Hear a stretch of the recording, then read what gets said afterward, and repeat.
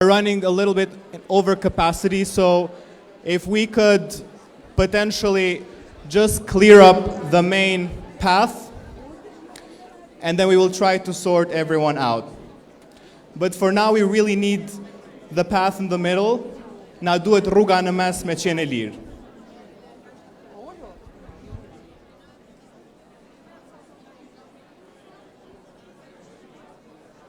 Okay.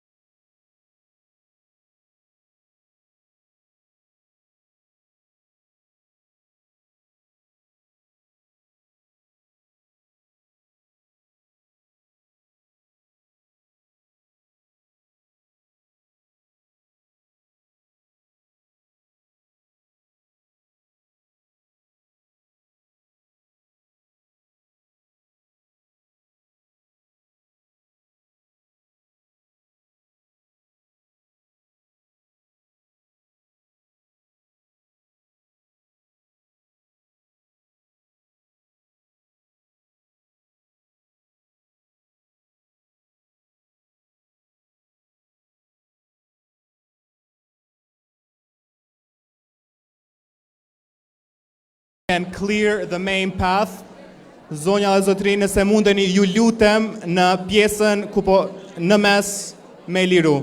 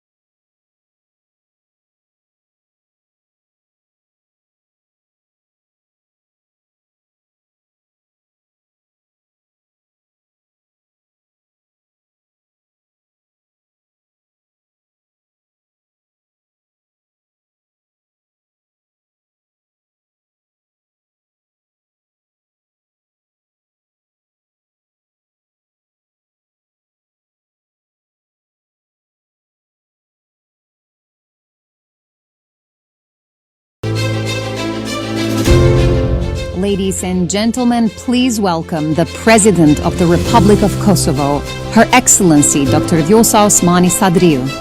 The First Gentleman, Mr. Prindon Sadriu.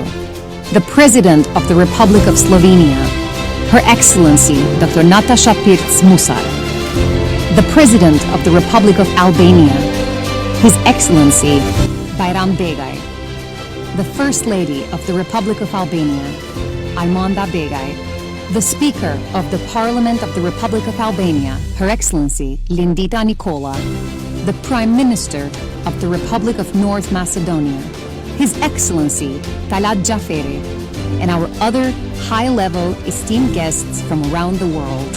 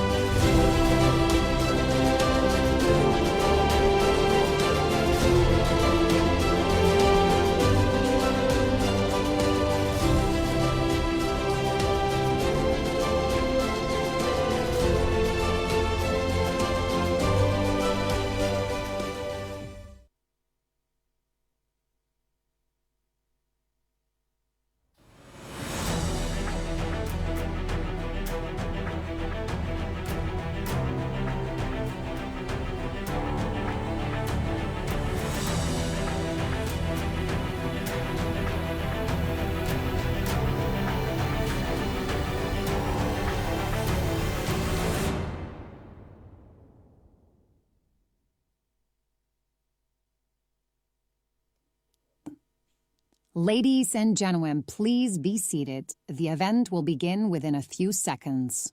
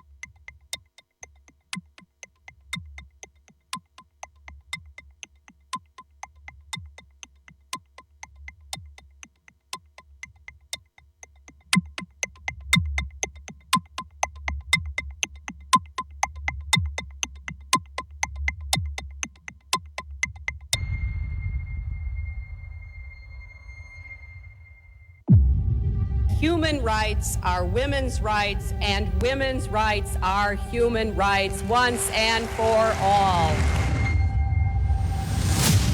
In a world where traditional notions of security have been challenged by complex global threats, rethinking security paradigms is the urgency of our time. To truly safeguard our future, we must defy convention. Women must be at the very center of peace and security processes. With crises converging globally, can feminist foreign policy empower security approaches, making them more inclusive, equitable, and effective? How can we end conflict-related sexual violence? How do we break the cycle of impunity for perpetrators? How can international justice mechanisms combat sexual violence and offer redress to survivors? Explore the journey from silence to support for survivors, the path to justice and accountability, and the crucial role of the media in shaping narratives and raising awareness. As we gather at this international forum, challenge your perspectives. Think beyond borders, beyond convention. What about the intersection of climate change, security, and gender equality? How can we protect women in the face of climate insecurity? What happens when climate change and conflict collide? Can we rewrite the narrative of resilience through a gender lens? Imagine a world where women lead the way in building resilience and peace building. Picture a world where every action, every policy secures not only our planet, but also the safety and dignity of women. Can smaller countries help? Does my voice matter? What does it take to trigger change? Will democracies unite? Will we act in time? Can we, together, be the architects of this future? These discussions have the power to shape the future. Tune in and be part of the change. My voice matters. Your voice matters. It starts with us.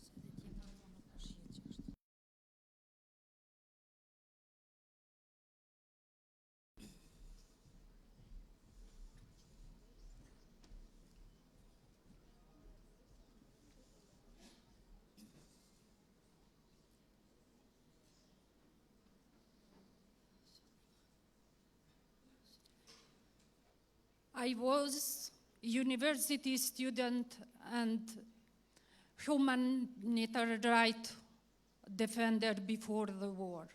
When war starting, I fought for liberty in Kosovo. Today I am a major general in Kosovo security force who has gone for fighter to peacekeeping.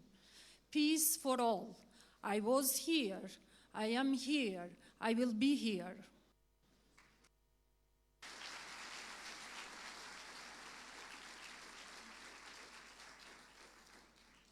During the war, we were not safe. We were not protected from the military, paramilitary, and the state police who were targeting us. But today, I'm a colonel in the Kosovo police, and Kosovo is a democratic country, free democratic country. So I choose to serve, protect, and defend all the people of Kosovo, all of them, with dignity, integrity, responsibility. I was here, I am here, and I will be here.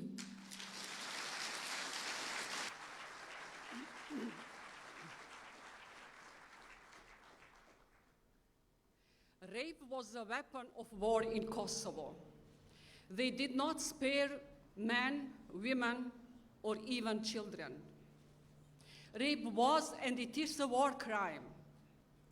I stood and I stand on the side of the victims, on the side of justice. Justice for all. I was here. I am here. I will be here.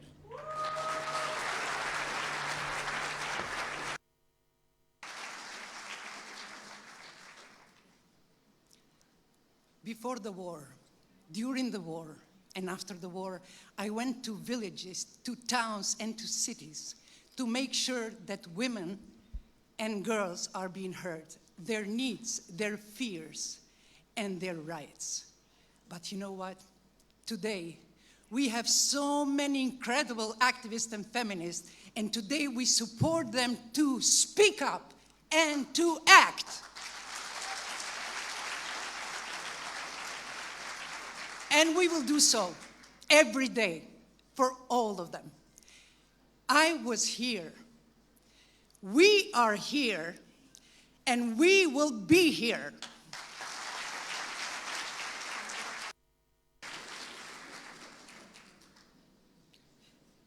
Climate change is everywhere, in places of war and in places of peace. Borders mean nothing to disasters, pandemic, flooding, water and food shortages. So we must act for everyone. It was here, it is here, it will be here.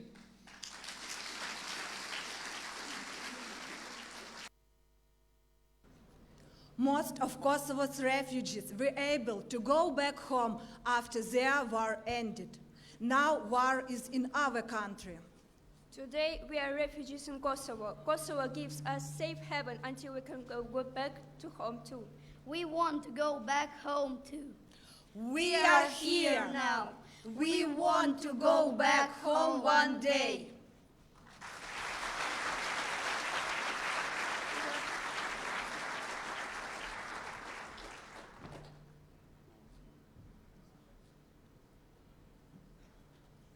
A raw legacy. They came before us. We are the future. Their future and your future. We are here. We will be here.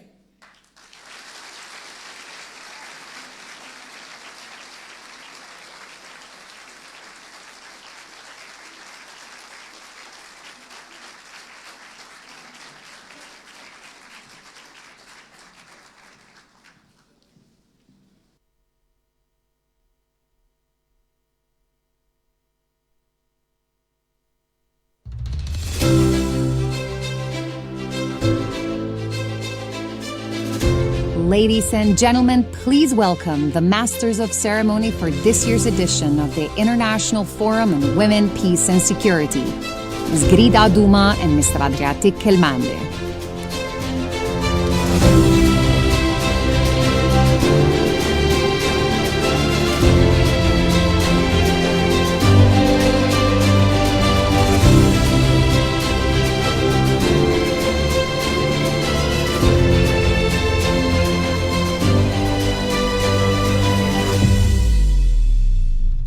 Mirë se keni ardhur. Mirë se keni ardhur të nderuar të pranishëm, mirë se keni ardhur të ftuar, të shquar nga e mbarë bota. Faleminderit që jeni këtu me ne, shkëlqësi, miq, ambasador të pranishëm dhe të ftuar të rëndësishëm sa i përket kontributit të agjendës së gruas në një forum ndërkombëtar për gruan, paqen dhe sigurinë. Faleminderit Presidentes Republikës Kosovës, zonjës Osmani. Faleminderit Presidentes Republikës së Slovenisë, zonjës Murser. Faleminderit Presidentit Begaj, që jeni këtu me ne si pjesë e asaj që quhet barazia, e unë nuk po them gjinore. Faleminderit zonja Nikola që jeni këtu, faleminderit Kryeministri i Maqedonisë së Veriut që jeni me ne, faleminderit shkëlqësi të tjera për praninë e vyer dhe të rëndësishme në këtë sallë. Padyshim, kjo sallë është e gjitha e mbushur me personalitete, individualitete, kolegë madje, të cilët kanë eksperiencën, përvojën, kontributin jetësor për të vijuar këtë agjendë të qëndrueshme sa i përket gruas në rrugtimin e vet të zhvillimit mbarbotror dhe sidomos në Ballkanin Perëndimor, Kosovë dhe Shqipëri. Jam në sken me mikun tim, Adriatic Kelmendi. Do përpiqemi të lehtësojmë, quhet moderojmë një forum ndërkombëtar të kësaj rëndësie dhe ju urojmë mirëseardhje në edicionin e dytë të këtij forumi ndërkombëtar të gruas, paqes dhe sigurisë. Faleminderit. Mirëmëngjesi zonja dhe zotëri, të nderuar pjesëmarrës, ladies and gentlemen, esteemed guests and distinguished speakers from around the globe. Welcome to the opening ceremony of the second edition of International Forum on Women, Peace and Security. We are gathered here today under the esteemed patronage of President Osmani in the vibrant city of Pristina. So welcome once again.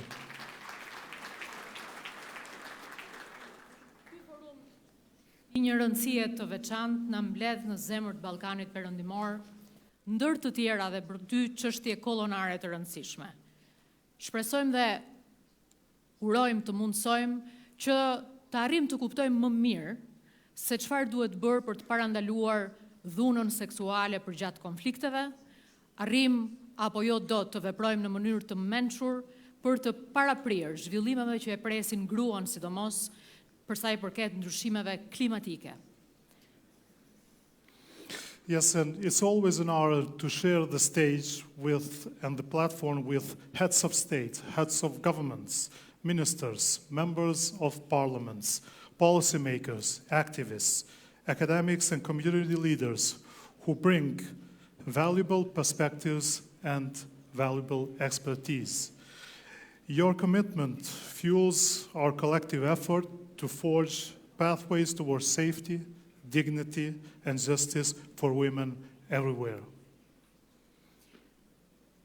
Është me vënd të themi që nuk është as çështje paranteze, as është çështje përsëritje. Nuk është përsëritje të themi që në dekadat e fundit tashmë shoqëria mbar globale është bërë koshiencë që pa gruan në themelet e veta nuk ndërton dot me garanci zhvillimin. E pra, gratë me historitë e tyre individuale kanë shënjuar dhe shënuar gjurmët e historisë son kolektive. Thënë kjo, ky forum në edicionin e tij të dytë ndërkombëtar i mbajtur në Prishtinë me këtë rëndësi vjen pas një përmase të madhe të agjendës së presidentit Biden, e cila me një përgjegjësi të madhe politike dhe historike u ndërmor nga presidentja Vjosa Osmani për të realizuar këtë në Prishtinë me përgjegjësinë dhe seriozitetin që i takon. Thënë kjo, kam kënaqësi të ftoj në skenë për të hapur edicionin e dytë të këtij forumi ndërkombëtar të gruas, paqes dhe sigurisë, presidenten e Republikës së Kosovës, shkëlqësinë e saj, doktor Vjosa Osmani.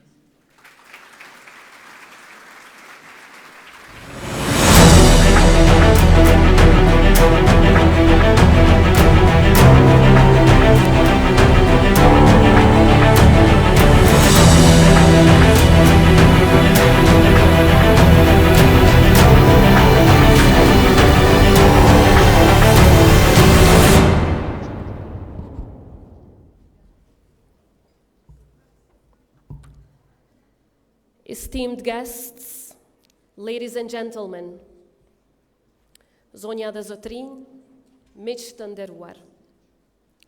We are honored. We are truly honored to see so many friends and such an outstanding support for the International Forum on Women, Peace and Security. Thank you. Your Excellencies, dear Presidents, Prime Ministers, Ministers, WPS champions from all walks of life, welcome to this second edition of the WPS Forum. When we first met in 2022, there was ambition, there was commitment, but most of all, there was a goal. We wanted to convey the clear message that Kosovo is capable, Kosovo is ready, and Kosovo is fitting to take the lead in implementing a global agenda. It was only rightful to select the Women, Peace and Security agenda as our cause, because it does not only ensure a greater women representation in peace and security processes, but most importantly, the women and girls of my country are the genuine embodiment of this process. When I look at them, I see WPS in action. When I see each and every one of you here today, I see WPS in action. So we are making it happen. We are steadily turning resolutions and words into action. So thank you all for being part of this journey. The WPS agenda lies at the very heart of our shared vision for a peaceful and prosperous world. I see it as a beacon of hope and a guide in our pursuit of a world where every woman and girl can live free from fear and feels free to determine her own path. As they say, we all have those unforgettable moments, transformative encounters, and inspiring talks that can trigger us to pursue certain paths. I had one of those moments and meetings I will cherish forever with late Secretary Madeleine Albright at the end of 2022, just a few months before she unfortunately passed away. As always, she kept talking about what more she could do for Kosovo. And that meeting sparked the very first idea of a Women, Peace and Security Forum in Kosovo, which then turned officially into one of our key commitments as part of the Summit for Democracy organized by President Biden. Unfortunately, Secretary Albright left us, but through this forum, we will always make sure that her extraordinary legacy of women empowerment in Kosovo and everywhere in the world will always carry on. At a time when global conflicts persist and new threats emerge, the Women, Peace and Security agenda is more critical than ever. It is not just a smartly crafted policy framework. It is our commitment to rethinking security, to prioritizing prevention, and to protecting the rights of and well-being of women every step of the way, and in ways most fitting to their needs. And as we gather to discuss these vital issues, I draw profound inspiration from the courageous women of Kosovo, many of whom are here with us today. They have navigated our country through our most hurting times, all the way to becoming resolute architects of peace. Their journey has not been easy, and their victories have not been without large sacrifice. Yet, they continue with unwavering commitment to bringing down barriers and building bridges through trust, compassion, and understanding. But most importantly, in their mission, they also uplift and support other women here in Kosovo and everywhere else in the world. I can't go on without dedicating a moment to all of the girls and women currently in conflict and war zones all around the world. They stand both as victims, but also resilient survivors, embodying a synergy of vulnerability and strength. These women, caught in the crossfire of ongoing strife, endure unimaginable hardships, losing homes, losing loved ones, and a sense of security, losing lives. Yet, amidst the chaos, their spirit remains unbroken. They fight tirelessly for survival. They fight for protecting others, their families.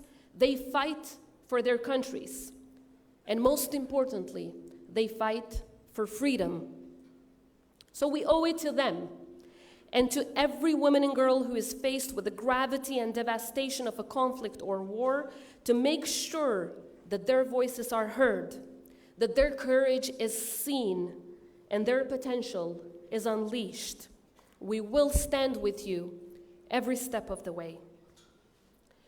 Ladies and gentlemen, dear presidents, prime ministers, excellencies, dear friends, the WPS agenda is only as successful as the strength of our partnerships and the persistence of our ambition. We can make it only if we work together. And I'm so proud and humbled to see how our joint work, our genuine partnership, and tons of hard work is bringing to life, and in this case to Kosovo, the very first regional Women, Peace and Security Center of Excellence.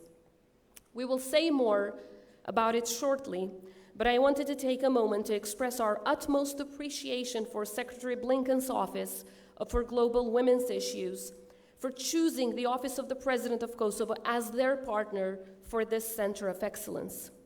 Your support and guidance are one of the key ingredients responsible for the success of this forum, but equally so of our joint achievements towards advancing the WPS agenda. On this note, let me make it clear. Kosovo stands as a champion of this agenda because inclusivity and representation stood at the foundations of all our efforts since day one. So this is my note of appreciation to all of our partners, all of our international partners, all of the Kosovo institutions that have worked with us in making this forum a success, to civil society organizations, security institutions, academia, the media, and everyone else involved. This forum is your forum. It is our joint achievement. So let's keep reaching new heights and make further strides together. And of course, none of this would have even been possible without the relentless work of my outstanding team who've worked day in, day out to make this forum a success. It's a small team with an outstandingly big impact.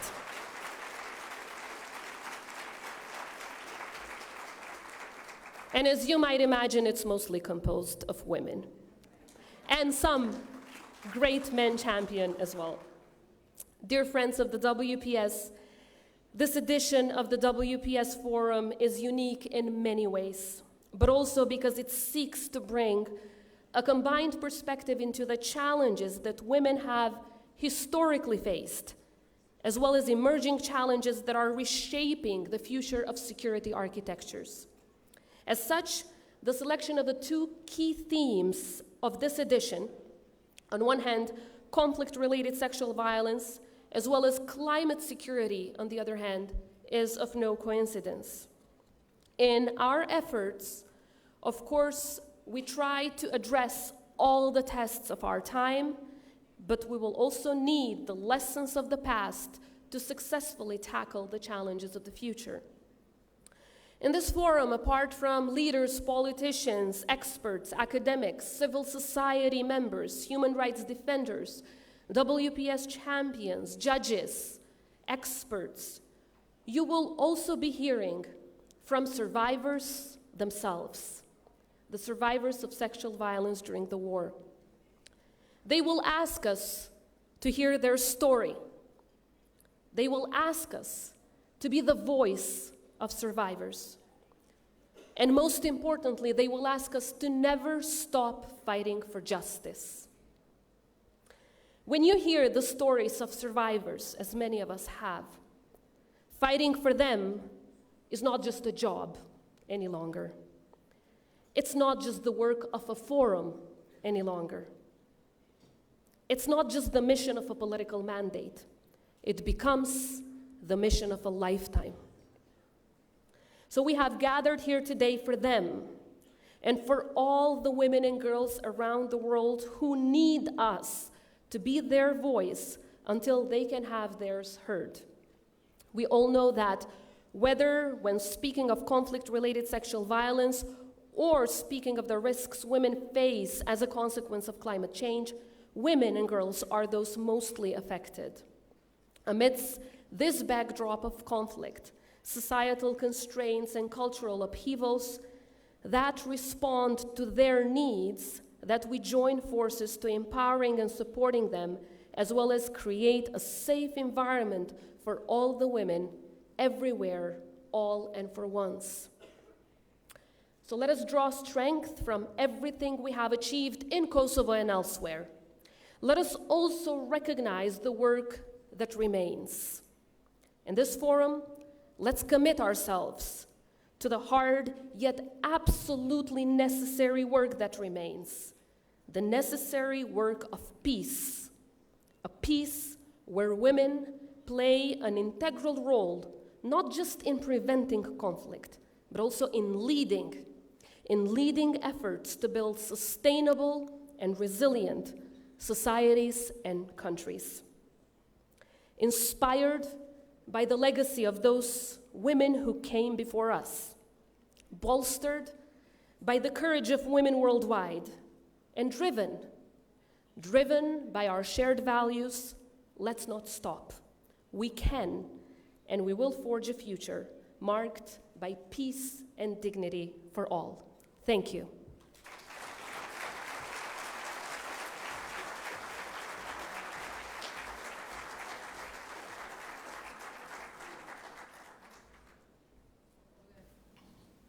Duke falenderuar zonjën Osmani, padyshim ky nuk mund të jetë thjeshtësisht zyrtarisht dhe protokollarisht një moderim, sepse kjo sallë dhe kjo agjendë mbart një frymëzim.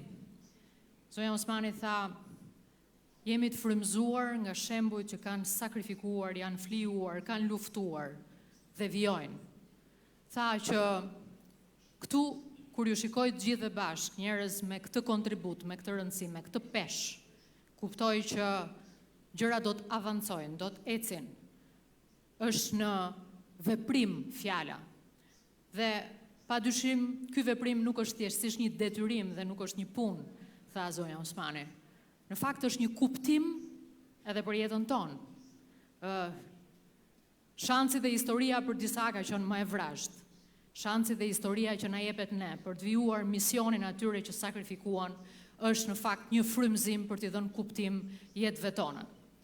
Thënë këto, kam kënaqësinë që një mike të mirë të Kosovës, një presidente për herë të parë të Republikës së Slovenisë, zonjën Natasha Pikar Musar, kam kënaqësinë ta ftoj në sken, duke dhënë vetëm ndonjë element të fushatës së saj, e cila vjen nga gazetaria, vjen nga jurisprudenca, ka disa element shumë interesant në karrierën e vet, shumë profesionale dhe të fortë si grua.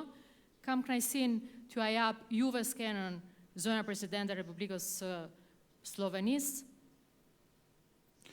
I wanted to share because the first time I was also privileged to be the master of ceremony in the original forum, international forum, and I'm so glad to be back for the second time and to see, we heard 2 years ago remarkable speakers, keynote speakers from Kosovo region and around the world, but what lacked maybe in the first forum was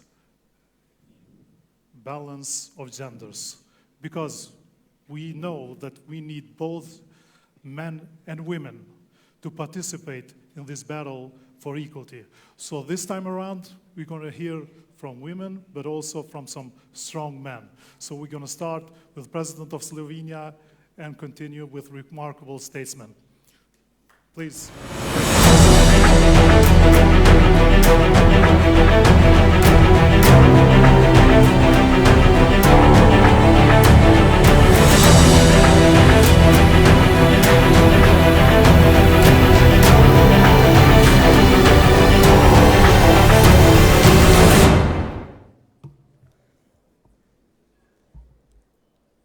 Ladies and gentlemen, I am really happy to be here.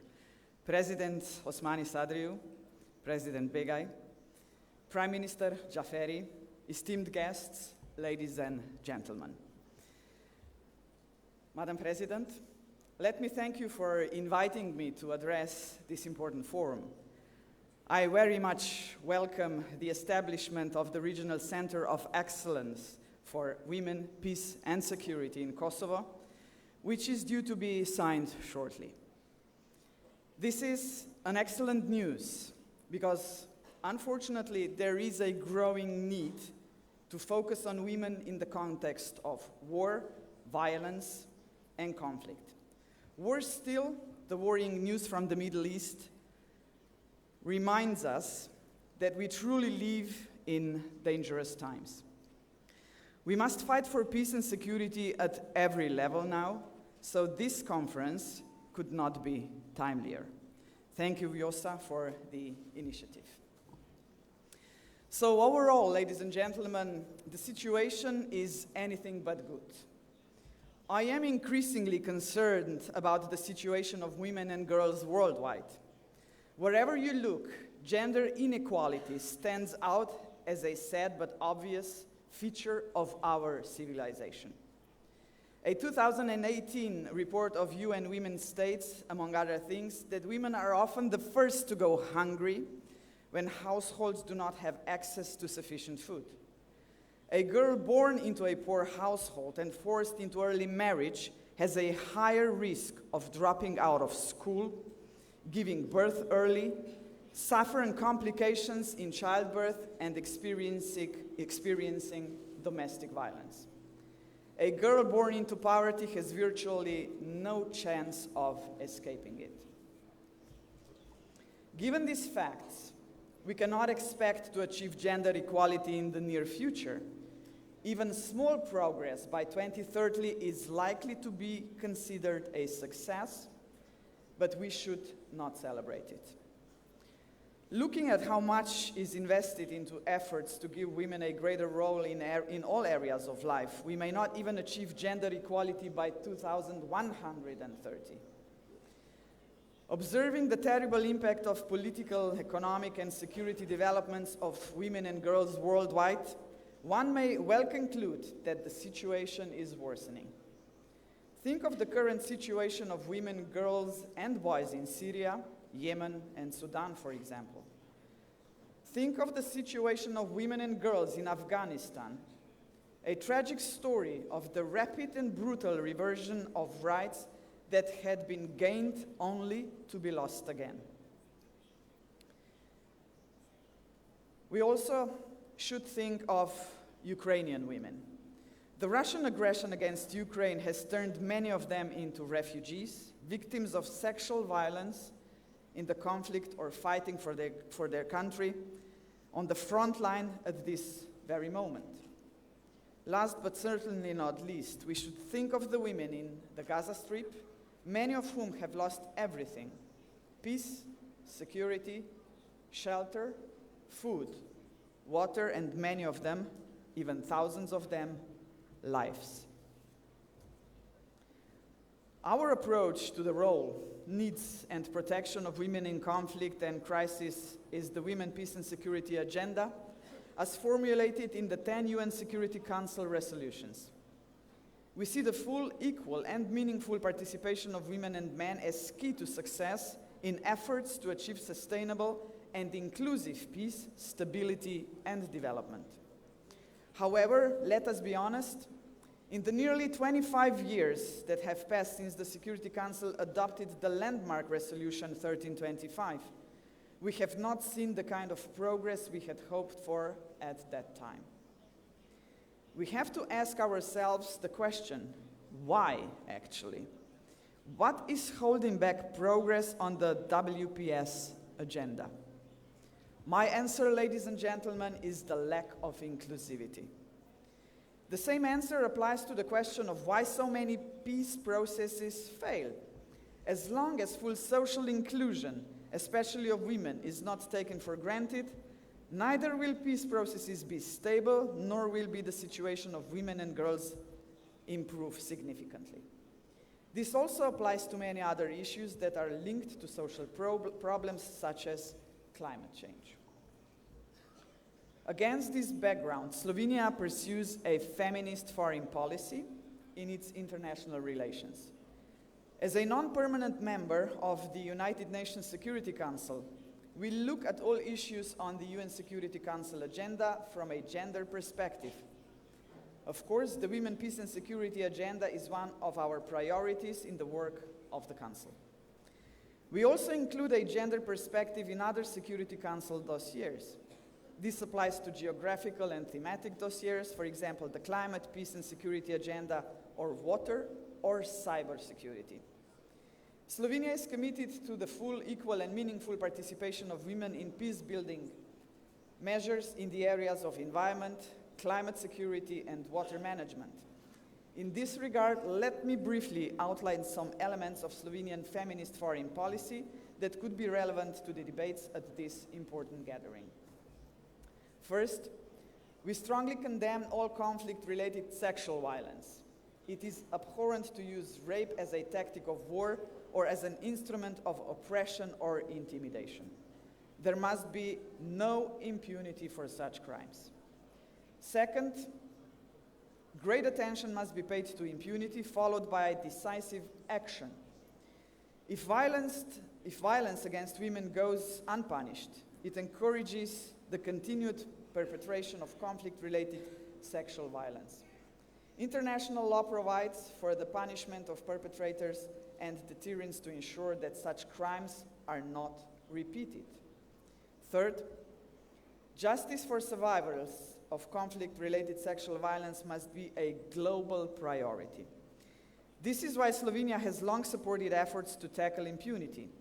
We are particularly proud of the Ljubljana Hague Convention, which we consider to be a particularly important instrument in the fight against impunity. The convention, which was opened for signature in February, promises to significantly improve cooperation between state parties in the investigation and prosecution of the most serious international crimes. We call on all countries to sign and ratify the convention, and this would contribute to the global fight against impunity.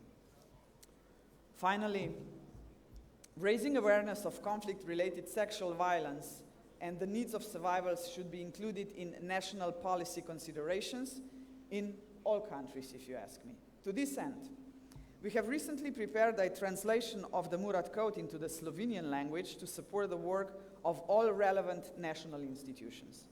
In 2019, Slovenia supported the call to action for protection from gender-based violence in emergencies. We provided the ICRC with €250,000 in 2023 for its work to protect against sexual violence in conflict. Will this help? Well, certainly a little. But when I see rape being used as a hybrid tactic in Srebrenica, in Bosnia and Herzegovina, and today in Ukraine and Gaza, I'm far from confident that such horrific war tactics will disappear. Still, we must be defiant, we shall never lose hope, and we must be vocal about the crimes against women and men should help us in this endeavor. To conclude, women are able and must be entrusted with working as peace builders, humanitarian workers, and human rights defenders, beginning at the grassroots level in conflicts and crisis zones. They make a crucial contribution to addressing conflict-related sexual violence by providing sexual and reproductive services and psychosocial support to survivors and tailored support to child victims of such violence, demanding justice and contributing to sustainable peace agreements. Women currently make up 70% of personnel in the Slovenian armed forces, compared to an average of 13% in NATO member states. The Women, Peace and Security agenda is part of education, training, working procedures, and training for international operations and missions of our armed forces. The Peace Operations Training Center in Slovenia offers excellent training also in the topic of women, peace and security. I can only recommend this training to all future peacekeepers. Ladies and gentlemen, and now something from the bottom of my heart. You know, whenever we discuss feminist politics or feminist movements, some people often say that we fight against men. We are not fighting against men. That's why we need men to support us. We are not fighting for the men to have less, but we just want to be equal. And how can we describe the difference between gender equality and gender equity? There is one beautiful, really beautiful sentence to describe it. Gender equality is if you give everybody a pair of shoes. Gender equity is if you give a person a shoe that fits the size of her feet or his feet. So that's the difference we have to bear in mind. We have to adapt the politics and policies to help women. There are only few female presidents in Europe currently. My friend Vjosa and myself are 2 of 6 of them. There are only 3 currently in European Union, in Greece, in Malta, and in Slovenia, and 6 in the whole of Europe. Kosovo, Moldova, and Georgia. But we are building, paving the path for all the ladies and girls behind us. And I would really, really like to encourage every girl, every woman to choose the path that she wants, and parents should support her all the way through, especially fathers. Thank you for inviting me. I'm very happy to be part of this forum, and I wish you all the success. Thank you very much.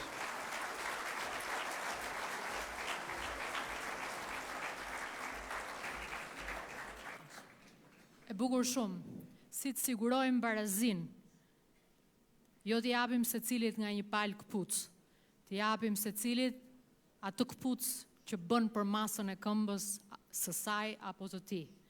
Padyshim është një thënie bukur e vlefshme në një kontekst të përhershëm, në një moment kur ju drejtova presidentit Begaj që është i pranishëm në këtë forum, thash nuk po them barazi gjinore, për arsye se çështja e gruas dhe e burrit, mundësitë e tyre, avancimi dhe evolucioni është një çështje e barazisë njerëzore. Dhe që ta realizosh këtë, që ta kesh këtë, që ta bësh këtë, duhet edhe ta impresësh, ta kesh së brendshmi një personalitet të pashtë që unë besoj që presidenti Begaj e ka, dhe kam kënaqësi ta kem në sken për dhënë përshëndetjen dhe fjalën dhe mesazhin e një barazie njerëzore. Presidenti Begaj.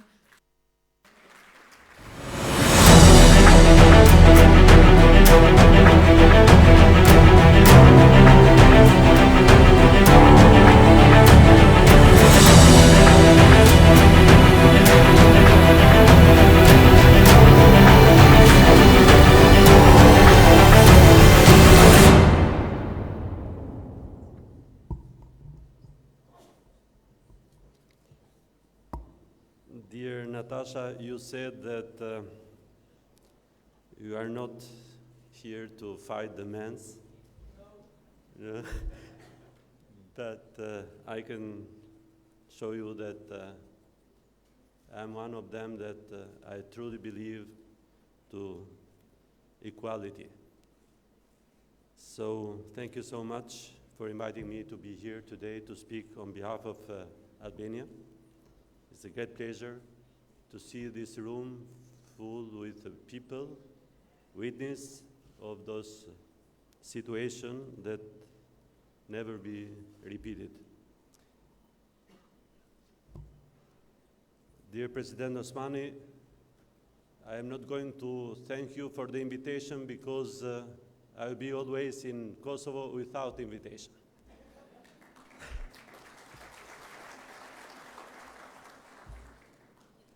Ladies and gentlemen, dear participants, it's an honor to address you at this Forum for Women, Peace and Security here in Pristina.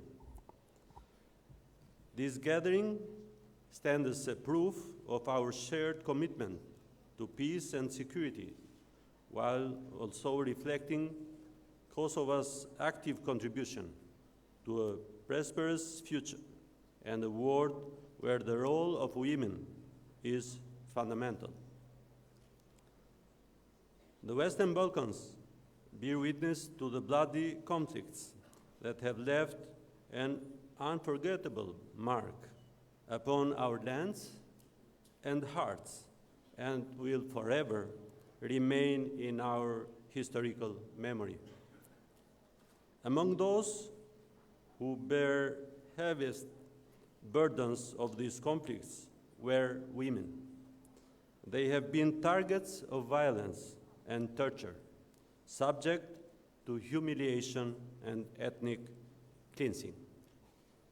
These conflicts serve as painful reminders of the price paid so dearly, especially by women. Today, we have gathered in Kosovo to reaffirm our strong dedication to cooperation, progress, and sustainable development, which are all essential for fostering peace and security in Western Balkans. This forum serves not only as a collective memory, preserving stories of historical and ongoing violence against women, during conflicts, but also as a source of hope. It symbolizes our shared vision for a future where women's role and leadership strengthen peace and security. Dear participants, indeed, our history in Western Balkans, particularly with Albanian society, bear witness to the strength of women as mediators of peace and stability. Albanian women have been essential in maintaining family bonds and social solidarity. Nowadays, they make an important contribution to the building of democratic institutions and the promotion of dialogue. Women are engaged in various ways, including participation in political life, businesses, civil society, and initiatives for human rights and education. Notably, both Albania and Kosovo have been significant progress in ensuring high representation of women in political life, state institutions, and defense and security. Let me extend my congratulations to Kosovo for this, as a state that has had 2 female presidents within its first 15 years of independence. In a heartfelt manner, I would like to take this opportunity to thank President Osmani for her remarkable initiative and organization of this forum together with your staff. Thank you.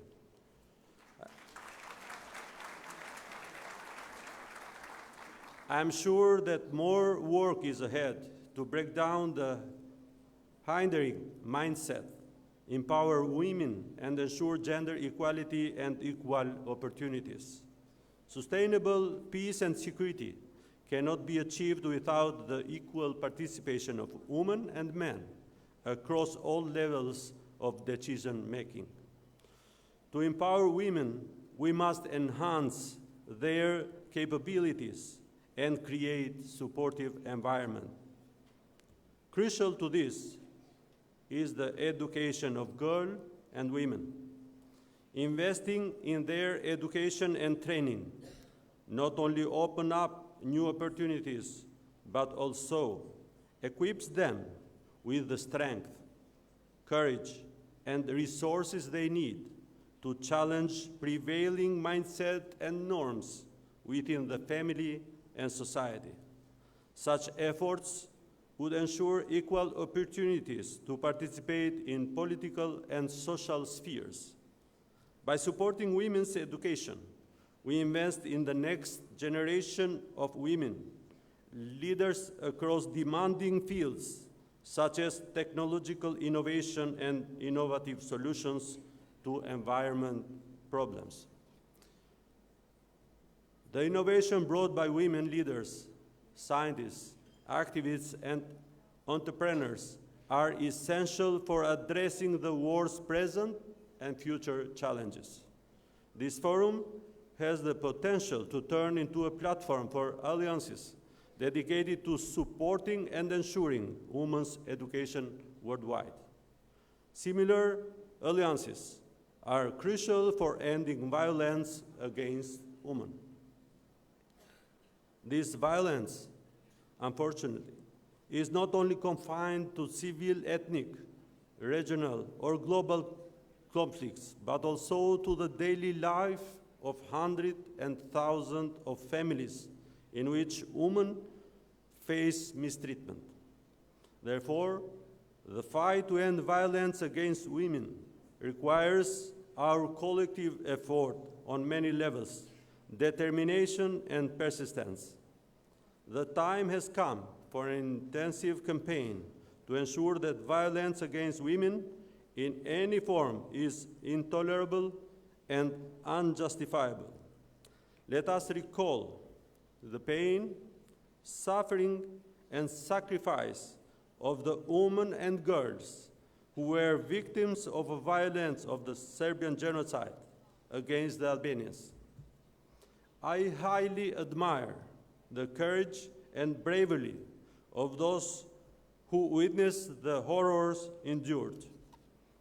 They serve as living testimonies that must not be forgotten, must not be failed away, must never be left punished, and must never be repeated. Dear participants, in today's ongoing regional and global tensions, promoting women's participation in peace and security discussions offers perspectives and solutions crucial for building sustainable peace.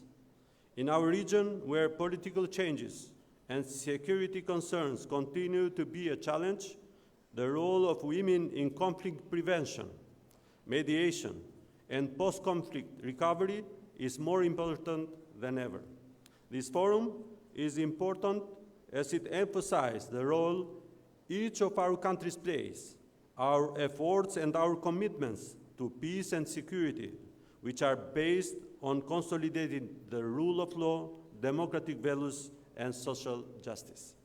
These pillars are in line with Albania's strong commitment and ongoing efforts in its journey toward European Union integration. Undoubtedly, democracy and the welfare state always need reform and improvement. They always stand as the only sure solution for peace and security within the country and worldwide.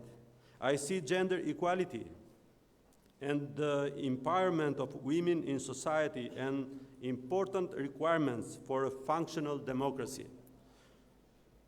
To conclude, I believe this forum will serve as a guide for concrete initiatives and activities at different levels of representations, raising society's awareness of women's inevitable role and guaranteeing their physical and psychological well-being at all times. From Pristina, a city of strength and endless energy to build a prosperous future, I wish for a world where every woman and girl can live free from oppression, violence, and discrimination, and realize their dreams and aspirations with our support. Thank you.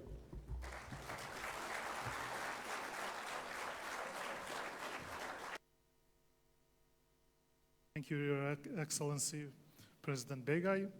And while I was listening to the speech of Her Excellency, President Musar from Slovenia, I was thinking how sad, and I believe you all agree, is that Europe, the inventor of democracy, countries with the oldest democracies in the world, part of Europe, achieved only to have 12 women as presidents.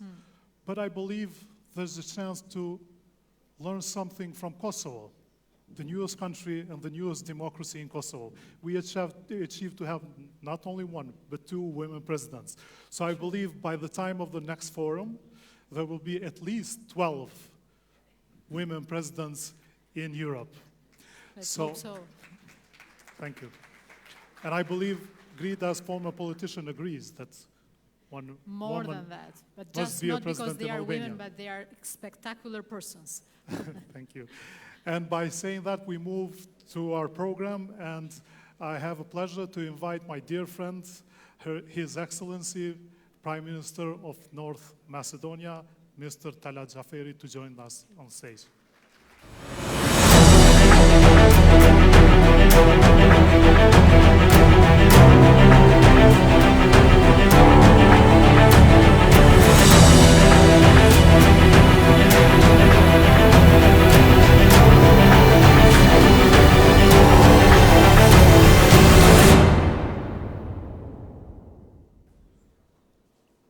Nderuara Presidente e Republikës Kosovës, Shëqësia juaj Vjosa Osmani. Të nderuar President të Shqipërisë, Zoti Begaj, Slovenisë, Zonja Musar, të nderuar të pranishëm. Sot jemi këtu për një rast të rëndësishëm dhe kisha thënë një arritje të madhe për rajonin. Për mua është nder të jem pjesë e këtij eventi që do të kontribuoj në realizimin e kësaj nisme të shkëlqyer, respektivisht qendrës rajonale e ekselencës për gra, paqe dhe siguri. Edhe ne, në Republikën e Maqedonisë së Veriut, jemi fuqimisht të përkushtuar në zbatimin e agjendës Gratë, paqja dhe siguria. Si një vend aktiv antar i NATO-s, ne mbështesim zbatimin e kësaj politike në 3 synimet kryesore të aleancës dhe për këtë qëllim e kemi harmonizuar edhe planin ton aksionar me nismën përkatës. Akoma më e rëndësishme, ne edhe në mënyrë thelbësore i implementojmë të 3 parimet e integrimit, gjithë përfshirjes dhe integritetit në punën tonë të përditshme dhe në politikat dhe në udhëheqësim. Sepse thelbi është ajo që na udhëheq çdo ditë në marrjen e vendimeve politike, të cilat kanë një qëllim të vetëm dhe ky është të plotësojmë standardet drejt arritjes së barazisë gjinore. Legjislacioni është një pjesë jashtëzakonisht e rëndësishme e këtij procesi, sepse e siguron kornizën me të cilën sigurohet përfaqësimi. I tillë është edhe plani i dytë nacional i aksionit të Republikës së Maqedonisë së Veriut për implementimin e rezolutës 1325 të miratuar në vitin 2020 si plan strategjik 5 vjeçar për arritjen e barazisë së vërtet gjinore, integrimit dhe transparencës në nivel nacional. Por legjislacioni është vetëm një segment i politikës sonë më të lartë. Është e padiskutueshme se çështjet gjinore në Maqedoninë e Veriut në masë të madhe po fitojnë hapësirë dhe po bëhen një nga prioritetet përmes reformave që qeveria filloi të zbatojë në vitin 2017 dhe menjëherë para antarësimit tonë të plot në NATO. Këto reforma ndodhen mbi të gjitha në mënyrën në të cilën mendojmë për dimensionin gjinor dhe inkorporojmë atë në çdo politikë. Pa dallim, nëse kjo paraqet konventën e Stambollit, reformat sociale, një shoqëri për të gjithë dhe një sër politikash tjera që i zbaton kjo qeveri, ose po fokusi orientohet drejt grave në sektorin e sigurisë, qëllimi i përbashkët të gjithë është përfshirja e plot duke mundësuar një hapësirë që çon deri në barazinë gjinore. Në këtë drejtim, mund të them se ne jemi një shembull pozitiv. Ministria e Mbrojtjes së Republikës së Maqedonisë së Veriut drejtohet nga një ministre e shkëlqyer, të cilës i paraprinte gjithashtu një ministre tjetër e shkëlqyer e mbrojtjes. Presidenti i shtetit ka një adjutant dhe është arritur një avancim i konsiderueshëm i numrit të grave të përfaqësuara në armatë, i cili numër është fishuar në 10 vitet e fundit. Në ministrinë e njëjtë, nga numri i përgjithshëm i punonjësve administrativ të punësuar në poste drejtuese, 49% janë të përkatësisë gjinore gra. Kemi 8 gra me gradën kolonel, që është numër që deri para një dekade ishte 0 apo 1 e tillë. Të nderuar të pranishëm, agjenda për gra, paqe dhe siguri ishte gjithashtu një nga prioritetet gjatë kryesimit tonë me OSBE-n në vitin e kaluar. Për të afirmuar këtë politikë, ne organizuam disa ngjarje në nivelin më të lartë në këtë temë. Me këtë, dua të potencoj se jemi në një rrugë të shkëlqyer, edhe pse kemi akoma shumë për të ecur në këtë rrugë, trajektoria e lëvizjes është përcaktuar dhe zotimi im ishte dhe do të mbetet të qëndrojmë në të njëjtën vijë. E di se sipas një nga teoritë feministe, paqen konsiderohet se është një proces i vazhdueshëm për të cilin duhet të punohet, e jo një qëllim që duhet arritur. Edhe unë pajtohem me këtë teori dhe mbi të njëjtën e bazoj edhe barazinë gjinore në siguri. Lufta në Ukrainë është një përkujtues i fortë i domosdoshmërisë së përfshirjes aktive të grave në të gjitha fushat e parandalimit të konflikteve dhe përpjekjeve për të ndërtuar paqen, stabilitetin dhe sigurinë. Kontributi i tyre është i domosdoshëm edhe në përshtatjen e politikave me realitetin e ri. Pikërisht për këtë, ne si një antare e besueshme e NATO-s, e mbështesim qasjen e aleancës për t'i dhënë rëndësi më të madhe politikës për gra, paqe dhe siguri. Kjo nënkupton përfaqësim dhe pjesëmarrje më të madhe të grave në operacionet dhe misionet civile dhe ushtarake të NATO-s, por edhe promovim më të madh të barazisë gjinore si shprehje e vlerave tona të përbashkëta demokratike. Ju faleminderit për vëmendjen.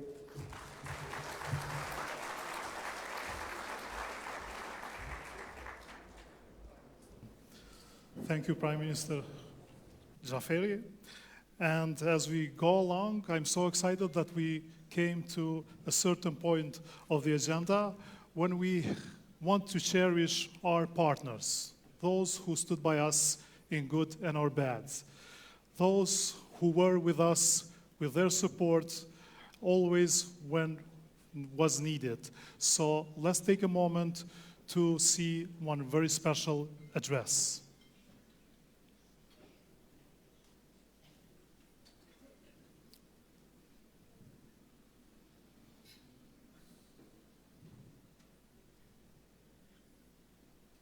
Hello to everyone in Pristina for the International Forum on Women, Peace, and Security, and congratulations to President Osmani for bringing this community together. This forum is an essential confirmation of our determination to amplify the voices of women, strengthen women's participation in all walks of life, and ensure a gender balance in peace and security decision-making in Kosovo and around the world. I vividly remember visiting refugee camps in Macedonia when I was First Lady of the United States and listening to uprooted Kosovars telling me their tales of slaughter and forced exodus. After Bill called NATO to end the bloody ethnic cleansing and to stop Milosevic, we traveled to Kosovo and met with women rebuilding their lives. As Secretary of State, I also closely followed and supported the progress that was being made toward maintaining peace. That peace hasn't always been easy, particularly now as tensions in the Balkan region once again escalate, as Russia's unprovoked war in Ukraine rages on, and as global anti-democratic forces sow division and hate. That's why forums like this are so important. Women are not just victims of violence and inequality. Women are agents of peace and progress. In the decades since Kosovo has been an independent country, women's rights activists, many in this very room, secured meaningful progress toward achieving gender equality in the public sector and politics. After years of lobbying, you succeeded in securing reparations for victims of sexual violence during the war, and you elected your first and now your second female president, committed to preserving and strengthening peace, expanding economic opportunity, and proving that cooperation delivers far greater dividends than conflict. I'm pleased you will be working with the U.S. State Department and the Georgetown Institute for Women, Peace, and Security on the establishment of a regional center of excellence on women, peace, and security in Kosovo. This new development will enable you and the region to better realize the promise of the WPS framework established by the United Nations. Together, women committed to peace building lead through action, but we also lead by example. Our democracies are stronger and more sustainable when women are involved and treated as equals, and especially when women lead. But simply embracing the concept of women's rights, let alone enshrining those rights in laws and constitutions, is not the same as achieving full equality. Rights are important, but they are nothing without the power to claim and defend them. So I'm incredibly excited to see this forum help deliver the promise of women's power, to call women and men alike to act, to speak up, to support the voices, courage, and vision of women around the world, building safer and more peaceful futures for us all. I'm committed to joining you in this fight and couldn't be more grateful for all of the women in this forum who are leading the way. Thank you all very much. And we are so happy that Secretary Clinton is joining this fight and this forum, so please, a round of applause. Standing ovation, please.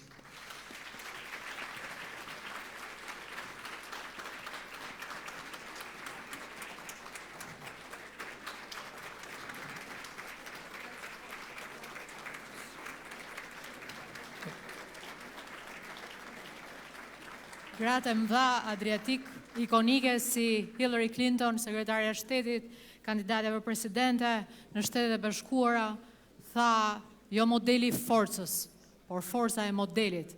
Ju thishni me modelin që jeni. E gratë e mëdha e kanë këtë aftësi që historinë e tjetrit ta jetojnë si të vetën dhe e din këtë përgjegjësi dhe këtë seriozitet. Ne kemi kënaqësinë që në këtë forum ndërkombëtar të rëndësishëm të kemi personalitete nga Departamenti i Shtetit që t'jap ty vijimin. Po, dhe kam kënaqësi natyrisht, I have a special privilege and honor to invite now to the stage in this part of the program and announce that Kosovo is selected to be one of 3 countries globally to host a regional WPS Center of Excellence. And for the video address, we're going to see now Dr. Gita Rao Gupta, United States Ambassador at Large for Global Women's Issues.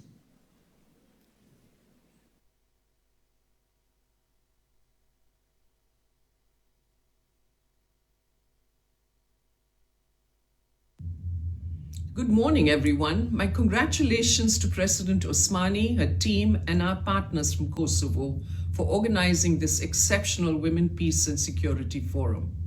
I also offer my congratulations on the launch of the Kosovan Women, Peace and Security Center of Excellence, an initiative the United States looks forward to working on with our counterparts for many years to come. To mark the official launch of the WPS Center today, the United States will sign a memorandum of understanding committing our countries to work together through the sharing of best practices, lessons learned, and technical exchanges to sustainably advance the objectives of the WPS agenda.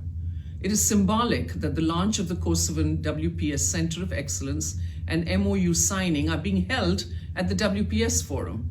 The partners and leaders gathered here from around the world to engage and exchange information truly represents how diverse and vibrant the global WPS community is.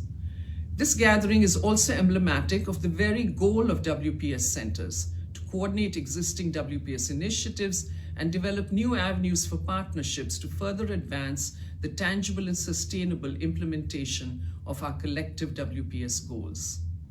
Progress on the WPS agenda cannot be achieved alone or in silos.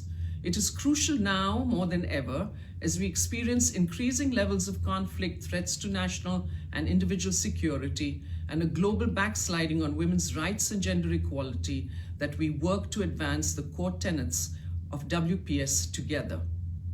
While I'm unfortunately unable to join you in person, know that I look forward to many future engagements, and I'm thrilled and honored to be part of this ceremony, although from afar.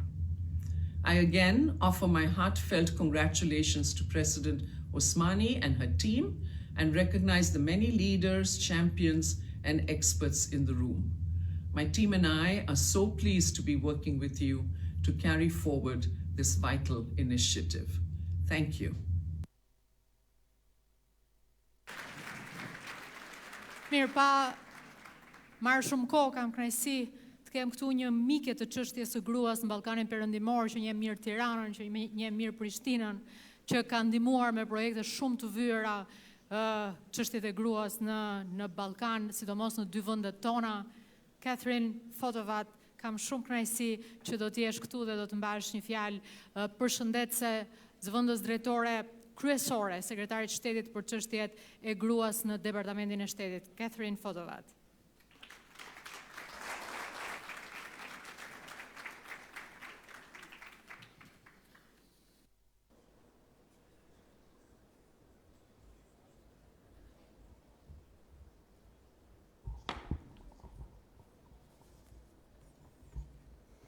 Good morning, everyone.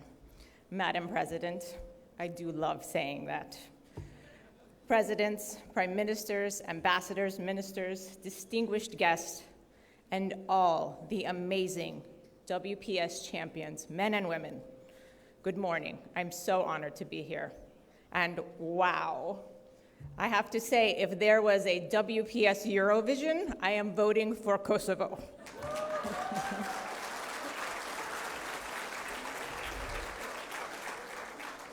I have to share my congratulations along with Ambassador Rao Gupta's message This is a moment of solidarity and partnerships, something I think we all know the people of Kosovo bring to the table in droves.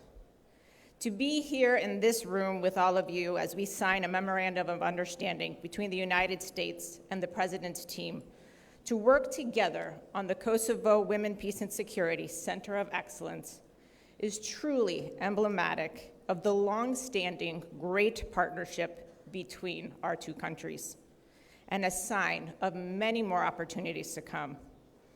I want to acknowledge Ambassador Hovinier and our colleagues at the U.S. Embassy here in Pristina, and my team at the Secretary's Office of Global Women's Issues for our steadfast continuing collaboration and support for the counterparts here in Kosovo, the government, and all of our civil society members here. Your leadership and diplomacy continue to pave the way for colleagues across the U.S. government to engage on peace and security and highlight Kosovo as a great example of women, peace, and security. We are proud to be here today and to support the launch of the Kosovo WPS Center of Excellence for so many reasons. Most of all, we are here to recognize Kosovo as a shining example of how WPS can and should work at a policy and practical level in all areas of government and society. As we approach the 25th anniversary of UN Security Council Resolution 1325 next year, we are currently in the midst of crisis and conflicts at a scale not seen since World War II. It can be disheartening to repeatedly witness women, peace, and security be so broadly disregarded as a tool for policy development and implementation, despite the clear evidence and data to support its essentiality and how important it is for achieving sustaining peace. However, Kosovo is an example where women, peace, and security has made an enduring impact locally, nationally, and internationally. The partnerships between civil society and the President's team are incredibly strong and truly inspiring. Kosovo is an example of what's possible when women-led civil society movements, political will, and the courage of survivors and activists, such as our Secretary of State's International Women of Courage awardee, Farida Rashidi, who is here today, who respond to, please give her a round of applause, who lead and respond to sexual-related gender-based violence, and Kosovo's leadership on the international stage. To the brave women and men in Kosovo and in the region who have faced this issue, and all around the world, women and girls who face this every day, know that the world is inspired by you. Last year, members of the President's team and civil society attended the UN Women, Peace, and Security Focal Points Network in Washington, D.C. It was an energetic, productive week filled with so many moments of solidarity and leadership among 300 attendees from around the world, done in partnership with UN Women. And I do believe Harriet Bright Williams is here today. One of the most heartening moments was hearing from Kosovo and their delegation, and the expertise they provided in participating in workshops and participating in terms of the voices that they brought from the people of Kosovo. Your leadership, from the truth and courage that the people of Kosovo brought in teaching about transitional justice, about conflict-related sexual violence, and standing for survivors and making sure the voices of survivors were included.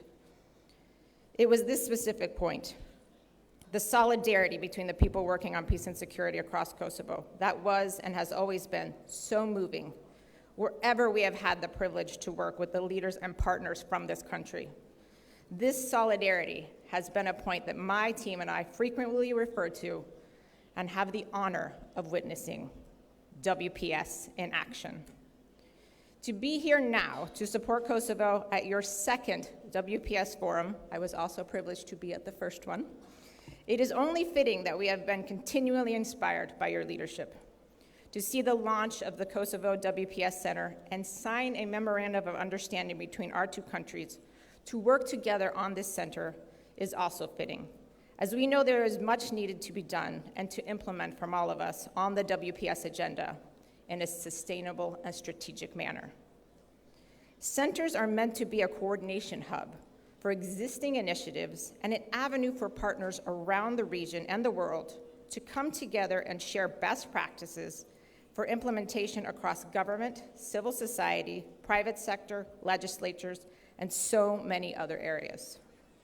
The leadership of Kosovo, as evidenced by this forum, is a perfect example of what the Women, Peace, and Security Center of Excellence will stand for. The United States is excited to contribute technical support through trainings, workshops, and so much more to the Kosovo WPS Center of Excellence from a government partnership perspective. We are also thrilled to be joined by our program implementers from the Georgetown Institute of Women, Peace, and Security, specifically my mentor and friend, Ambassador Milan Revere, and a true friend to Kosovo.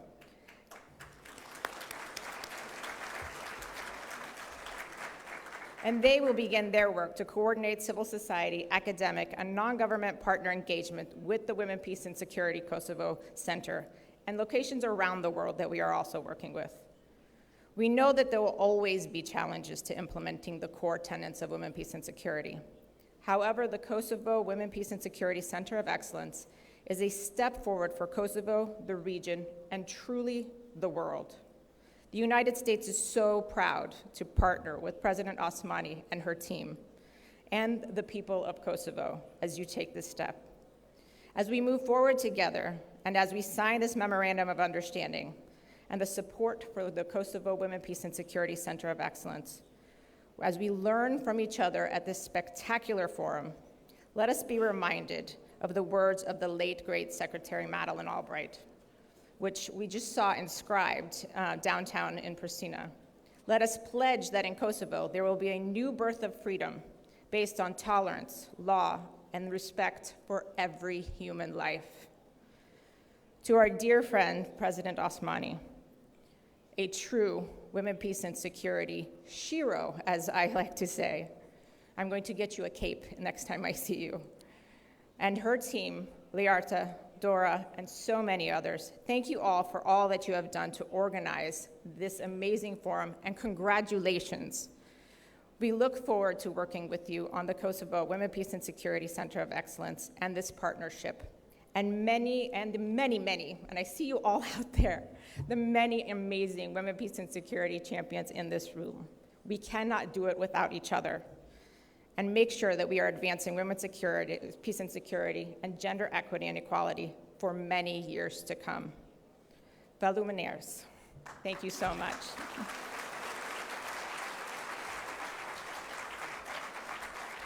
Fonovat, thank you, Ms. Fonovat. And I'm going to ask you to stay on the stage since we're going towards the signing ceremony. And I'm going to invite Her Excellency, President Vjosa Osmani, to join us, please. And also Ambassador Jeffrey Hovenier, U.S. Ambassador in Kosovo. Please, Mr. Ambassador.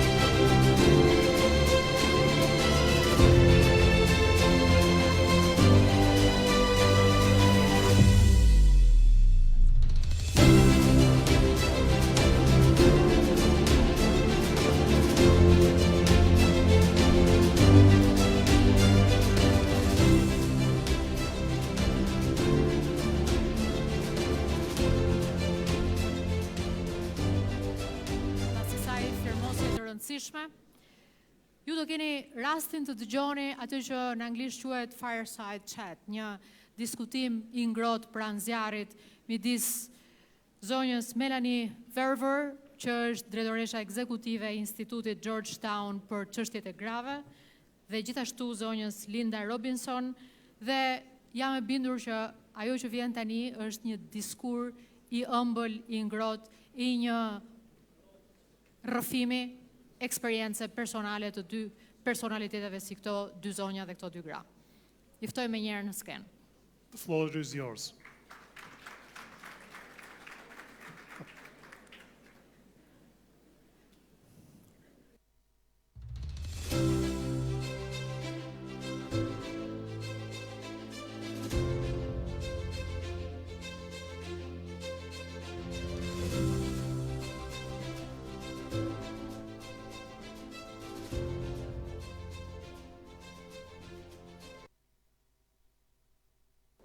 Thank you and good morning. It's my great honor to be here, Your Excellencies and distinguished guests. Thank you. It is my great honor to be here to hold a conversation and hopefully inspire everyone in the crowd about the need to act together. Activists and leaders together can make change in the world. And I am proud to be here with my friend and the Honorable Madam Verveer, who is director of the Georgetown Institute for Women, Peace, and Security, and served as the first ambassador for global women's issues in the United States from 2009 and 2013. And before that, in the White House. She has been leading on women's issues since the 1990s, and there is no better person I can think of to have this conversation about the journey that we have been on.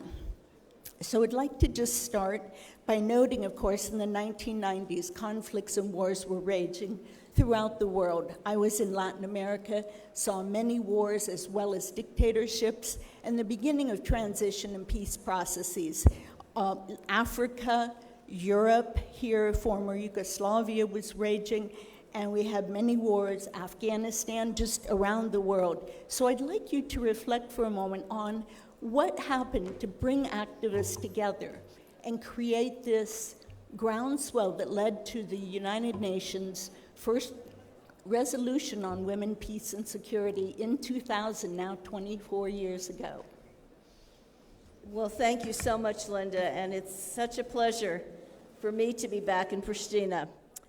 And you know, we've been hearing about what a difficult time this is in the history of the world. You know, they're saying that war and conflict has become the new normal.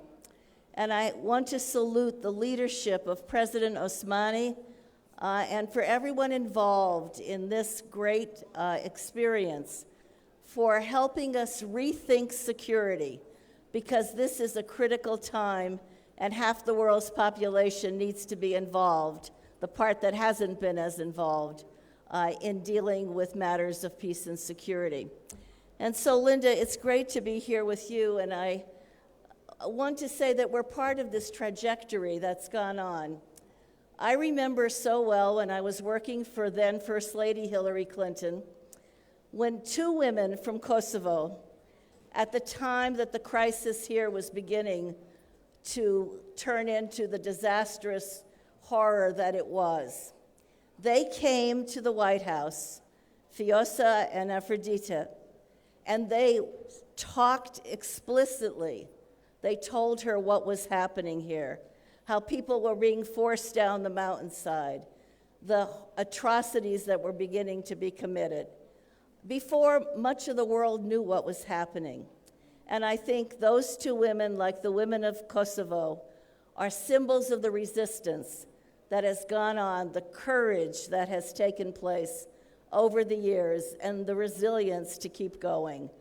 So I wanted to mention the two of them because I have forever embedded in my memory what they represented in terms of bringing information to us and being part of the international, the larger international community that we are all a part of here today. Linda mentioned the Beijing Women's Conference, and this conference opened with those words of then First Lady Hillary Clinton, that human rights are women's rights. And you know, there were 15 articles that were adopted in a platform for action by 189 countries by consensus. I don't think that could happen today. And those articles went to issues like the economic participation of women, the political participation, and yes, women in armed conflict. And in many ways, it was a prelude for what the Security Council would come to do 5 years later with Women, Peace, and Security Framework. And what that article in Beijing said was that women needed to be fully and meaningfully participating in peace and security and recognize the disproportionate burdens that women have in war and conflict and need to be protected. And that was much of what would then constitute Resolution 1325. And then you had the Bosnian horrors that were perpetrated not far from here. And it was the women in Bosnia with great courage who went to the International Tribunal for the former Yugoslavia. And they testified about what was done to the women in Bosnia, the horrific atrocities, rape being used without abandon, targeted to the women there. And it was their testimony that chiseled rape as a pervasive, systematic utilization as a crime against humanity. And that happened because of their courage. So we have this tremendous leadership over many years that bring us to this point. Thank you. I would like to note, really, again, the critical role that activists played in crafting UNSCR 1325 and its 4 pillars of participation at all levels in peacekeeping, peace-building, peacemaking, protection from sexual and gender-based violence, prevention of violence against women through prosecution, as you mentioned, end to impunity, and the overall strengthening of women's rights, and the critical role of meeting needs of women in relief and recovery. So we have that essential document followed by 9 resolutions, no fewer, and some of the notable achievements there were enshrining sexual violence, rape as a war crime, setting up indicators to track progress on WPS, and instituting a special representative for sexual violence at the United Nations. Those are just a few of the milestones, but I would like also to note, I think it's 108 countries now have national action plans. There are regional action plans. NATO has an action plan. The US has a law. These are sort of markers on the institutional development, but I know you have always been very focused on results and outcomes. Some of the peace processes perhaps you'd like to mention, but what are the milestones you see along the way that have brought us to the current day? Well, Linda, as you pointed out, the framework that we are marking today is one that continues to need great attention, and I was listening to the president of Slovenia when she said, we've not made the kind of progress we should in realizing what you just described, women as preventers of conflict, as peace builders, as negotiators, as mediators, working in relief and recovery. All of these efforts need to be completely integrated into the work that goes on by multilateral institutions and governments. And today, this is an evidence-based case. It's not just an ideological framework that was put in place. We know what a difference it makes. Peace agreements last longer when women are involved in the negotiations. Peace agreements happen sooner when they're present at the table. This is something that over time, seeing from the time when Northern Ireland was going through the Troubles, and we had the first ever women's coalition at the table in that peace process to bring to fruition what then resulted as the Good Friday Agreement. Women also bring issues to the table that might not otherwise get there. I heard about an example of what typically happens, which is the combatants on both sides sit at the table and somehow they're going to put together an agreement that is going to provide for lasting peace. Well, that's not what happens in about half of the peace agreements end in the first 5 years. And there was one such instance where the combatants, the first thing they did was give themselves immunity for what they had done to the women. So these are not the kinds of processes we need to see to have lasting peace and prosperity come out of war-torn situations. And there is much work that still needs to be done.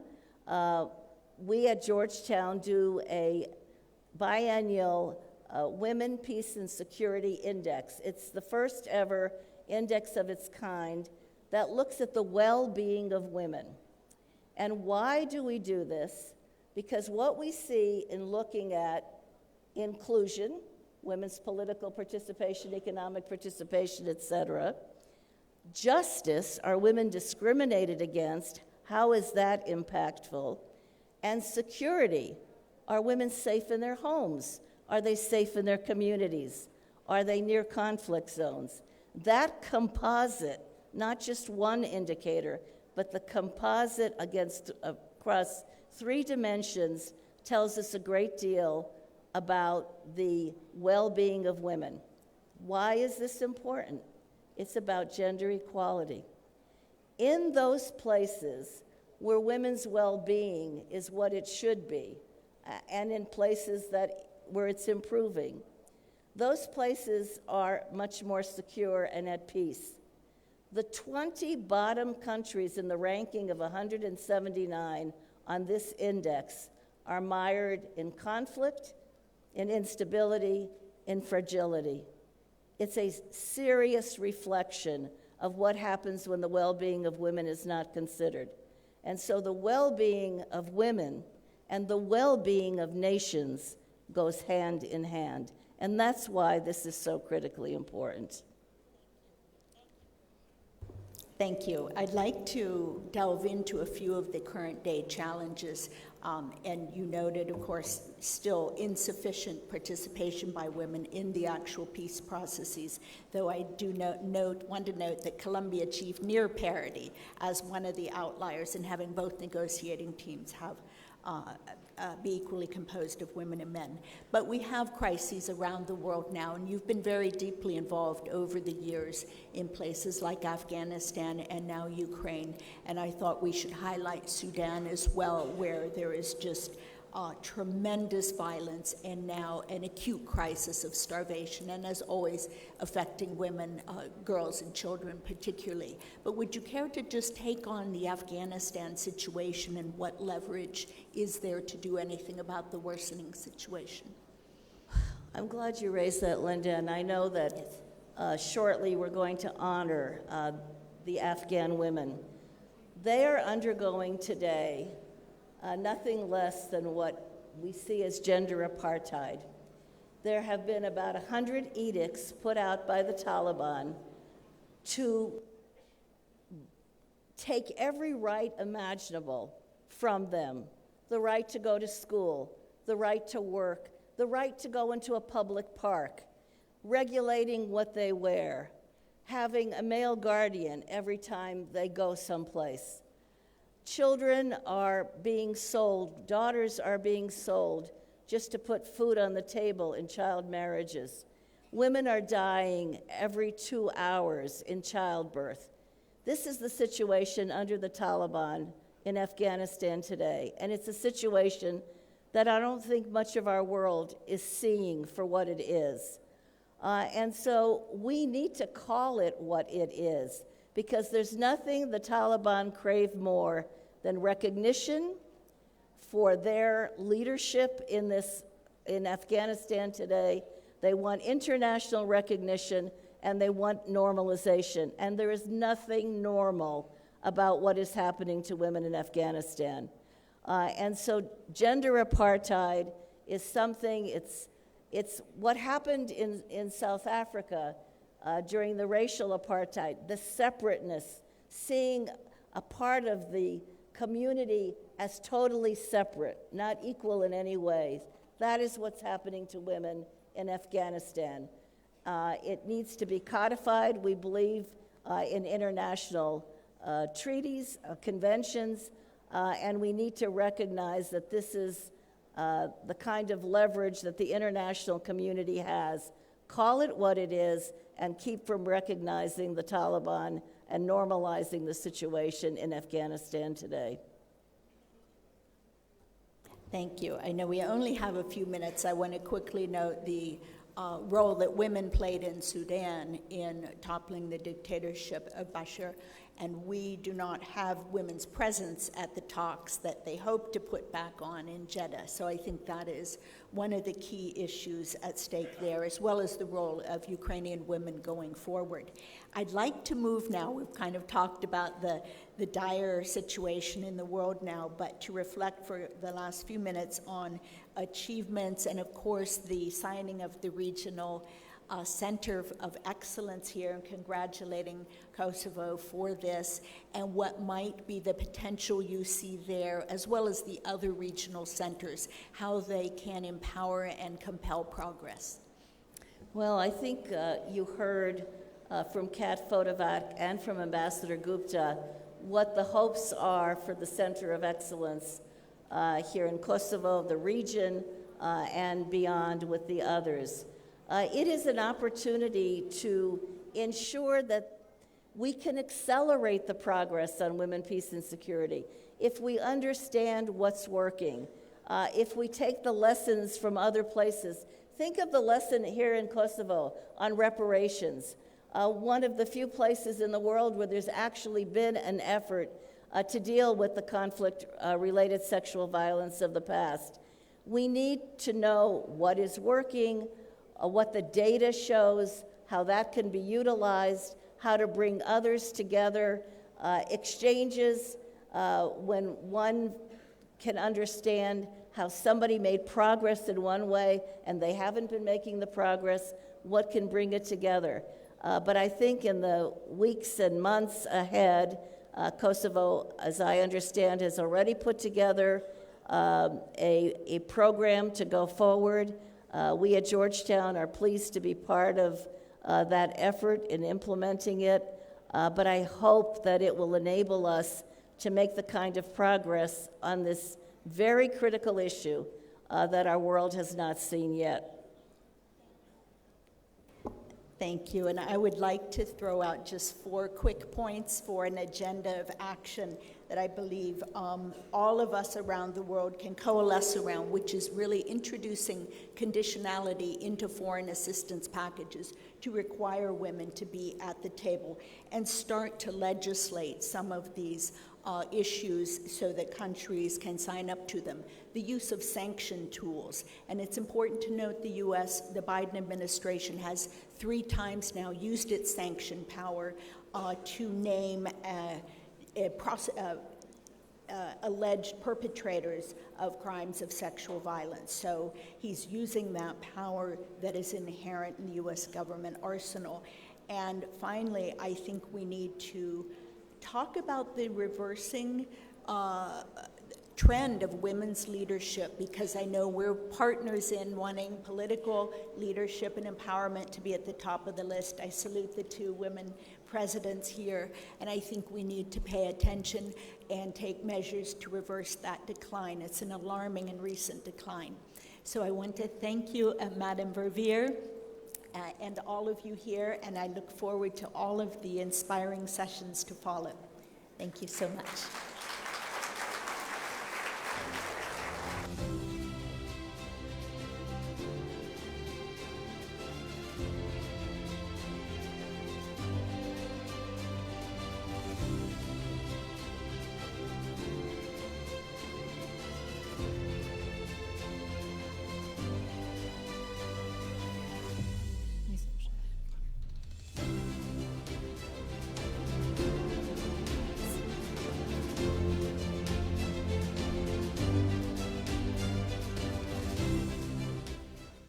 Thank you for sharing those stories with us all here today.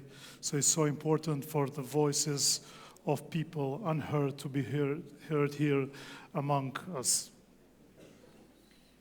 Faleminderit ty, Adriatik, që lehtëson ndërkombëtarizimin e këtij diskutimi që është në këtë momente thelbësisht i Kosovës, me dy të mbijetuara heroike që janë zonjat Vasfije Krasniqi dhe shoqëretet Tahiri Sulimani, që ne kemi nderin me shumë respekt t'i ftojmë në këtë skenë, t'japin përvojën e tyre, dëshminë e tyre si dy të mbijetuara.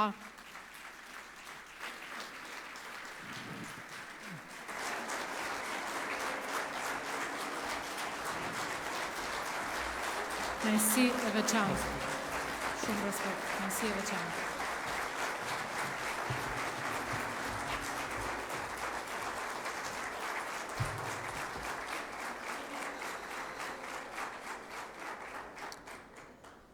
For everyone in this room today, I am here to share my story. Doing this is never easy for me. As I stand here before the world, because of my story and the story of thousands of women, men, including children, raped during the Kosovo War 1998 and 1999. It is the story of the victims in the conflicts and wars in places today. Justice is never fully served for us or for them. So as I share my story, don't applaud me for my courage. Stand with me in demanding accountability for me and for them. My beautiful Kosovo.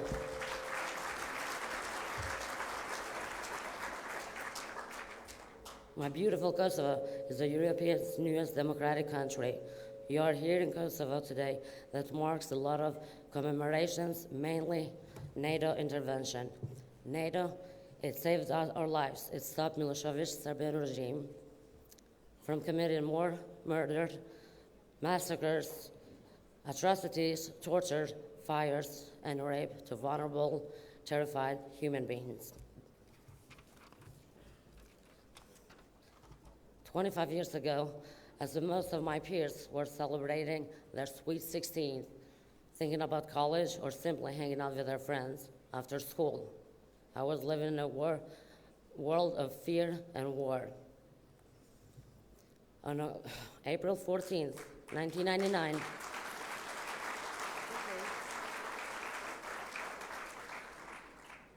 on April 14th, 1999, I was only 16.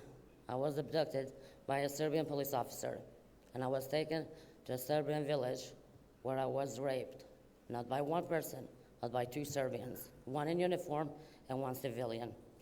Today and every day for 25 years later, I stand here and I'll stand in front of all the people in the world to remind them that Kosovo never fought for a revenge or to destroy other people. We fought for our freedom and liberty from Milosevic's regime, that a crime scene was committed to our people. I survived the cruelest weapon of war, but it is a daily struggle for the survivors. Sexual violence. War inside us never ends. So many of us fight for justice, and it's rarely delivered. We turn to our friends and allies, to institutions and to organizations to hold perpetrators accountable for the crimes they have committed against me and tens and thousands like me. For everyone in this room today, I'm here to share my story. I'm so sorry. I had a copy. Sorry. Thank you.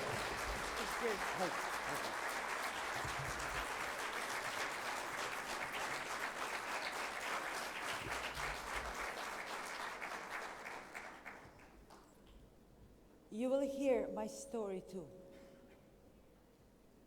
You will hear it, so you will never forget it.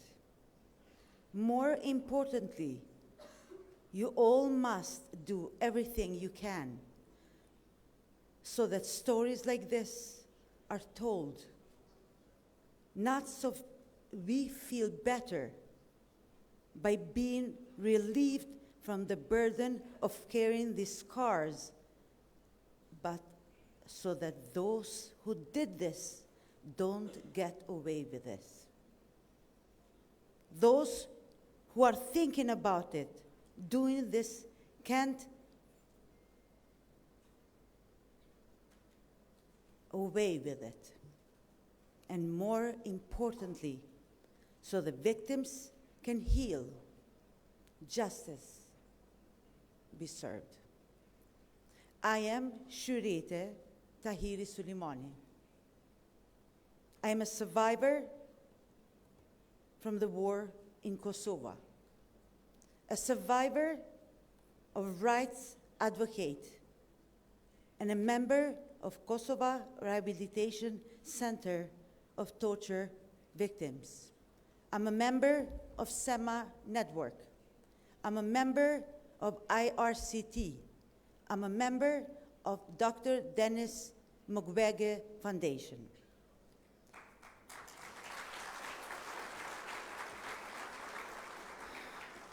I am here today not only as a wartime rape survivor, but also as an advocate for the rights of all survivors. I witnessed to the resilience of countless survivors who refuse to be silenced.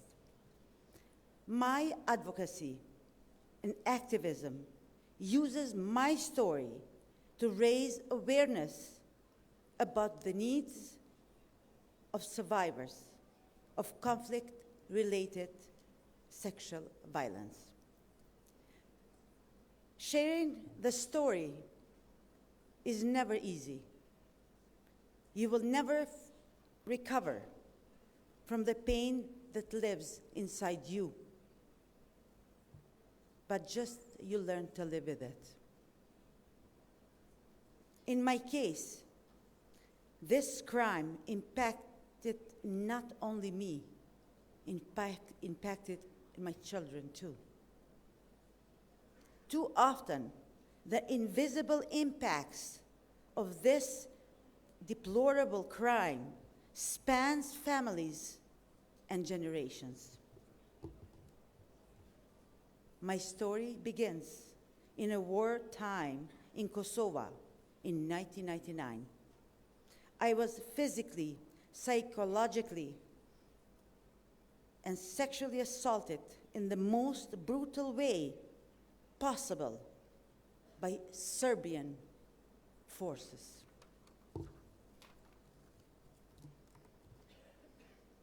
I was completely defenseless. They did that in front of two of my daughters, who were only 3 and 1 years old at the time. What happened to me, to us, during the war, shattered our lives in many ways. I suffered in a silence for a long time. I relived that horrifying experience over and over again in my mind, blaming myself for not being able to defend myself and not for being able to shield my daughters from witnessing such a vicious crime. I know, I understand that while I did not choose what happened to me, I can and I must choose how I responded to it.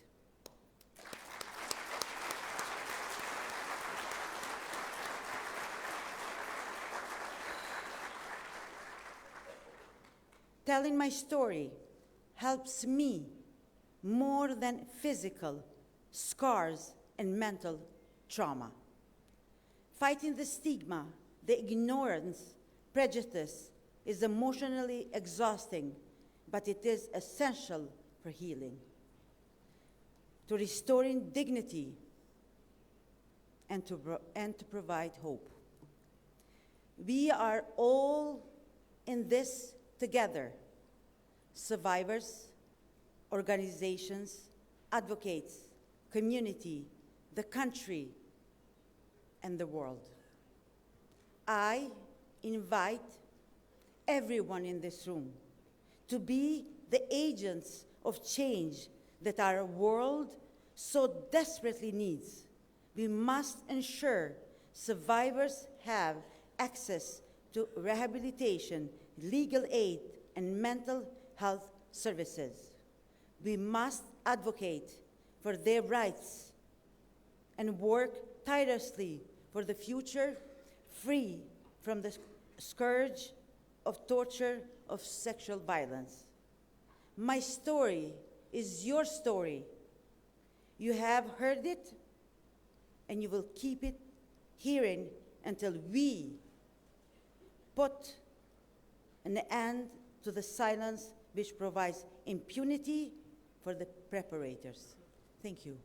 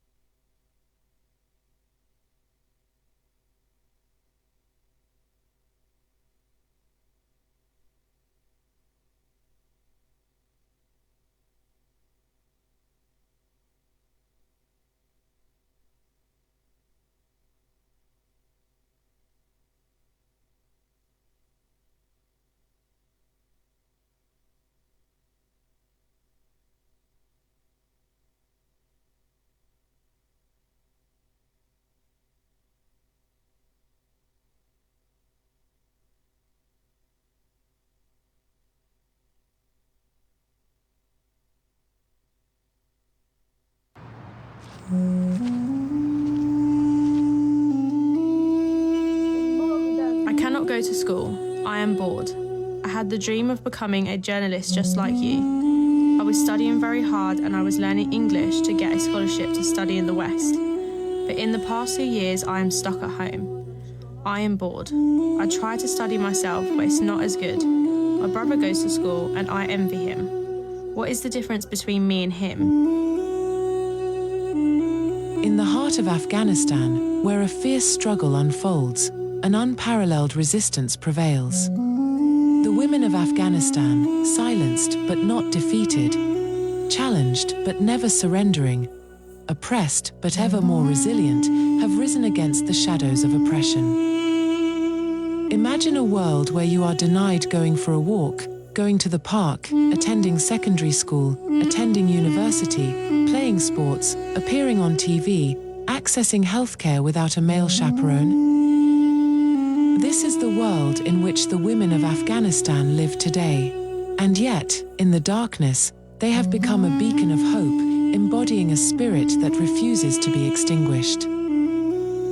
They are not only survivors, they are leaders, leading by example, showing the world the strength that lies within them. Their resilience in the midst of unimaginable circumstances challenges us all to reflect on the depth of our own resolve and the magnitude of our empathy. Standing in solidarity with the women of Afghanistan is not an option, it is an imperative. Their triumph is not only their own but of a world that values freedom, justice, and the dignity of every human being.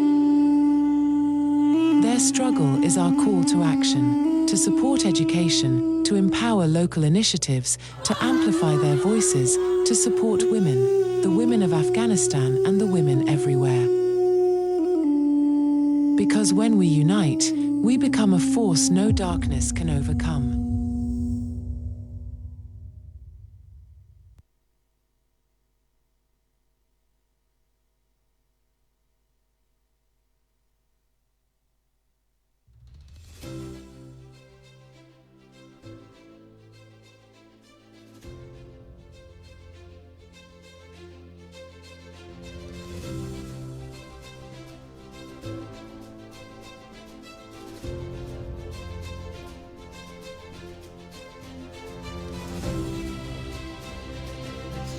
came to part of this event when I have to invite once again Her Excellency President Osmani to join us on stage, because she's going to give medals, presidential medals, to the Afghanistan group.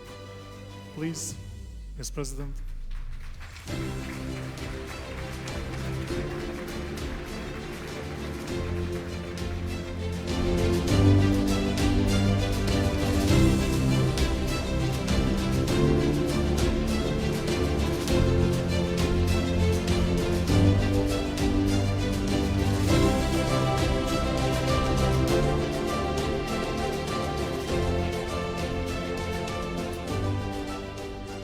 Ladies and gentlemen, esteemed guests, Madam President, Speaker of Parliament, ladies and gentlemen, once again, most importantly, the remarkable women of Afghanistan.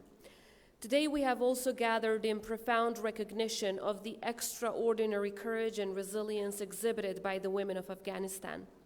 In the face of adversity and uncertainty, you have stood as a beacon of hope, embodying the unwavering strength and spirit of your nation. The journey you have embarked upon has not been without its challenges. You have faced obstacles that many could scarcely imagine, navigating through turbulent times with grace and determination. Yet through it all, you have remained steadfast in your commitment to building a brighter future for yourselves, your families, and your country. Today, as I have the honor to bestow upon you the well-deserved Presidential Medal, we honor not only your individual acts of bravery, but also the collective strength of women across Afghanistan. Your courage serves as an inspiration to us all, reminding us of the power that lies within each and every one of us to effect positive change, even in the most challenging circumstances. In the face of adversity, you have chosen courage over fear, hope over despair, and resilience over resignation. You have demonstrated to the world the indomitable spirit of the Afghan people, and for that we are eternally grateful. As we look towards the future, let us continue to stand together in solidarity, united in our shared vision of a peaceful and prosperous Afghanistan, where gender equality is upheld and protected.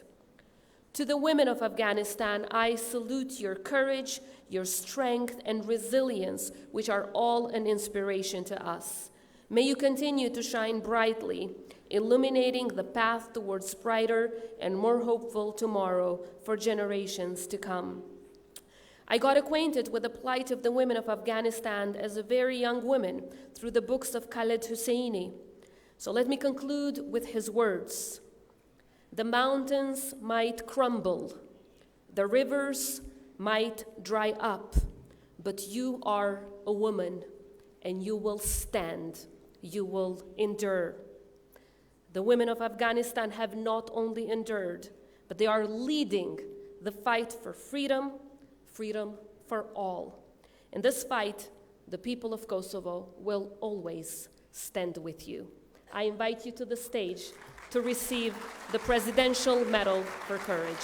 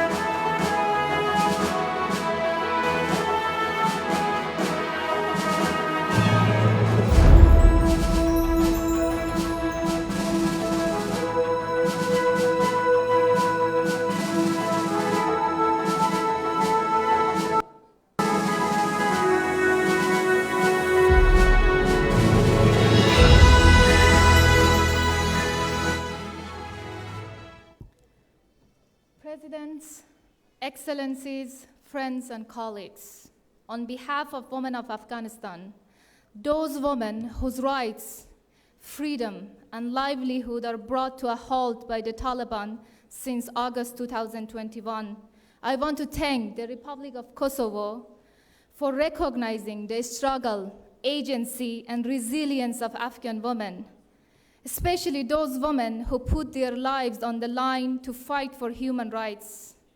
I am delighted to see two of these women, Arifa Fatimi and Medina Darwazi, are here to accept the award on behalf of Afghan women. I'm standing in front of you as a journalist whose job is to tell the truth, and truth is rarely convenient, especially in our time where war and destruction are ravaging the world, and women and children are the ones that paying the most. Today, an estimated 20 million women and girls are deprived of their right to education, work, travel, and even the freedom to choose their own clothes. A delegation of Afghan women who were invited to this forum from Afghanistan are not here today because the Taliban did not allow them to travel without a mahram or a male chaperone. In the Taliban worldview, women are not autonomous beings. They can only exist if they have a man in their lives. The Taliban have dismantled all systems of support for women. Violence against women, particularly gender-based violence, have increased, and many women decide to take their own lives than to live under the Taliban regime. Suffering is universal, and according to the recent UN statistics, 1 in 3 citizens don't know where their next meal will come from. At the root of this crisis is the Taliban and their policy of gender apartheid. The Taliban, an organization of fanatic mullahs who claim to rule the country in the name of God, have no respect for human rights and dignity. They are driven by their animosity and hatred of women. Yet, women of Afghanistan are still resisting, raising their voices, but they need your support, your solidarity. Let me be clear about what is at stake. As long as the Taliban are in power, there remains no hope for human rights, for security, for freedom, for the women and the people of Afghanistan. Thank you so much for your attention.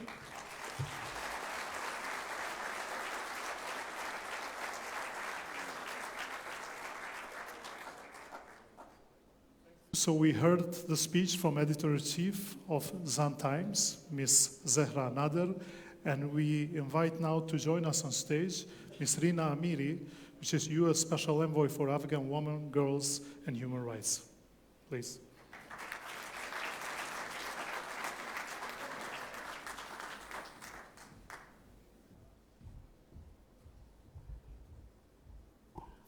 Hello, everyone. It's a distinct honor and pleasure being here today with you at the Women, Peace, and Security Forum. And I have to say, President Osmani, I am more than grateful to you for using this forum to honor Afghan women and men. Afghan women and men, we saw in the last 2 decades, were at the forefront of the Women, Peace, and Security implementation and agenda. And in fact, I would say it's been longer than 20 years. It's been over 100 years that Afghan women have been leading their own struggle for their rights. We just happened to witness it in the last 20 years. They were at the top echelons of government. They were journalists, judges, lawyers. They were in the formal economy and informal economy. They had the largest representation of parliament in the region, and they secured that by negotiating for their own rights. And overnight, that was taken away by the Taliban. Imagine, Your Excellencies, ladies and gentlemen, the roles that you have, the opportunities that you assume that your daughters will have. And overnight, that's gone. You as ministers, as presidents, have to put down your title, your identity, and sit home. You have to look at your daughters and their aspirations and hopes and see that come to a close. And you see that it destroys your country. What do you do? What do you do in the face of an oppression that is so systematic and extreme that it's not only going to target you, but it's going to target your families? It will seek to have the men in your family as enforcers of these extreme decrees. That's what's happening in Afghanistan. But the courageous women and girls of Afghanistan have stood up and protested without anything but their voice and their courage. And some courageous men have stood with them. They have done this in spite of intimidation, threats, harassment, violence to themselves and their families.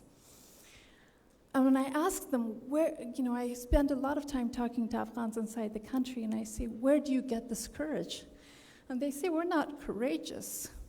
There's just something more important than courage for us, and that is the freedom for our rights and the freedom to be able to move our country forward. Their struggle is our struggle. It's our struggle, our collective struggle, because it is a moral imperative, it is a normative imperative, it is a strategic imperative. A country that is stripped of its women and girls is a radicalized country. It is an economic issue and it is a security issue. Afghanistan, we have seen for over 4 decades, the challenges in Afghanistan don't just remain in Afghanistan. They bleed out into the region and globally. So when I say that it is in our strategic interest to stand behind women and girls, I say that because we have witnessed it in Afghanistan time and again. What this means is, exactly as Ambassador Verveer noted, this cannot be normalized. This should not be accepted. Every country in the world needs to use its platform, its diplomatic power to stand up and say this is not acceptable, to not allow the Taliban to normalize this. We need to use every resource at our disposal to stand with the women and girls of Afghanistan. We have talked this morning about the back roll, the backsliding of women's rights everywhere. And I can tell you, if the situation in Afghanistan is normalized, women's rights will not just be in peril there, it will be in peril everywhere. So we stand with you, we honor you, we commend you. You are championing not just your own rights, but our rights collectively. Thank you very much.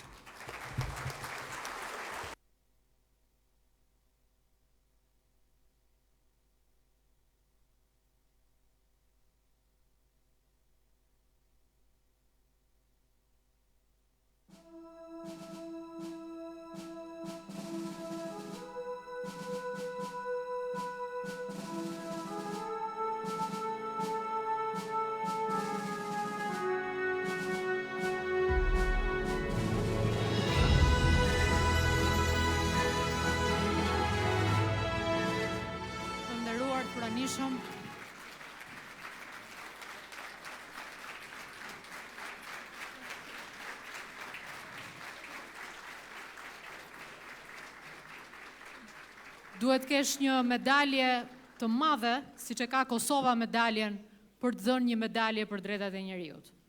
E ka Kosova medaljen me luftëtarët e veta, me qendrëstarët e veta, me të mbijetuarat e veta, ndërsa Vasfia dhe Shuretja e rithonin historinë e tyre. Vasfia përsëri kishte emocion në duar. Unë kisha emocion kur dëgjoja atë zë që më bënte eko, ndërsa e kam dëgjuar në dëshminë e saj në gjykatën ndërkombëtare, që diku në një moment është tronditse, se si thot, pasi tregon momentin e dhunës dhe thot, begging him to kill me. Lutesha të më vriste pas asaj. Ndërsa unë them, we are begging you to be you, Vasfie, Shyrete, sepse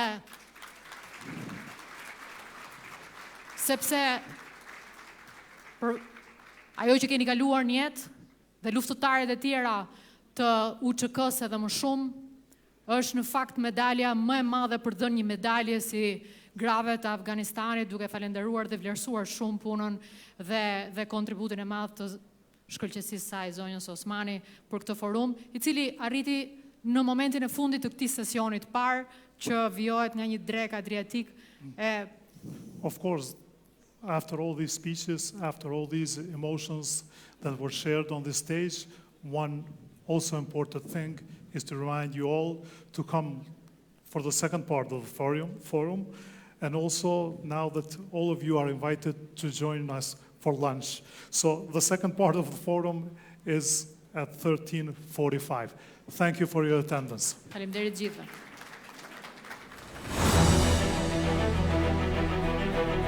Thank you.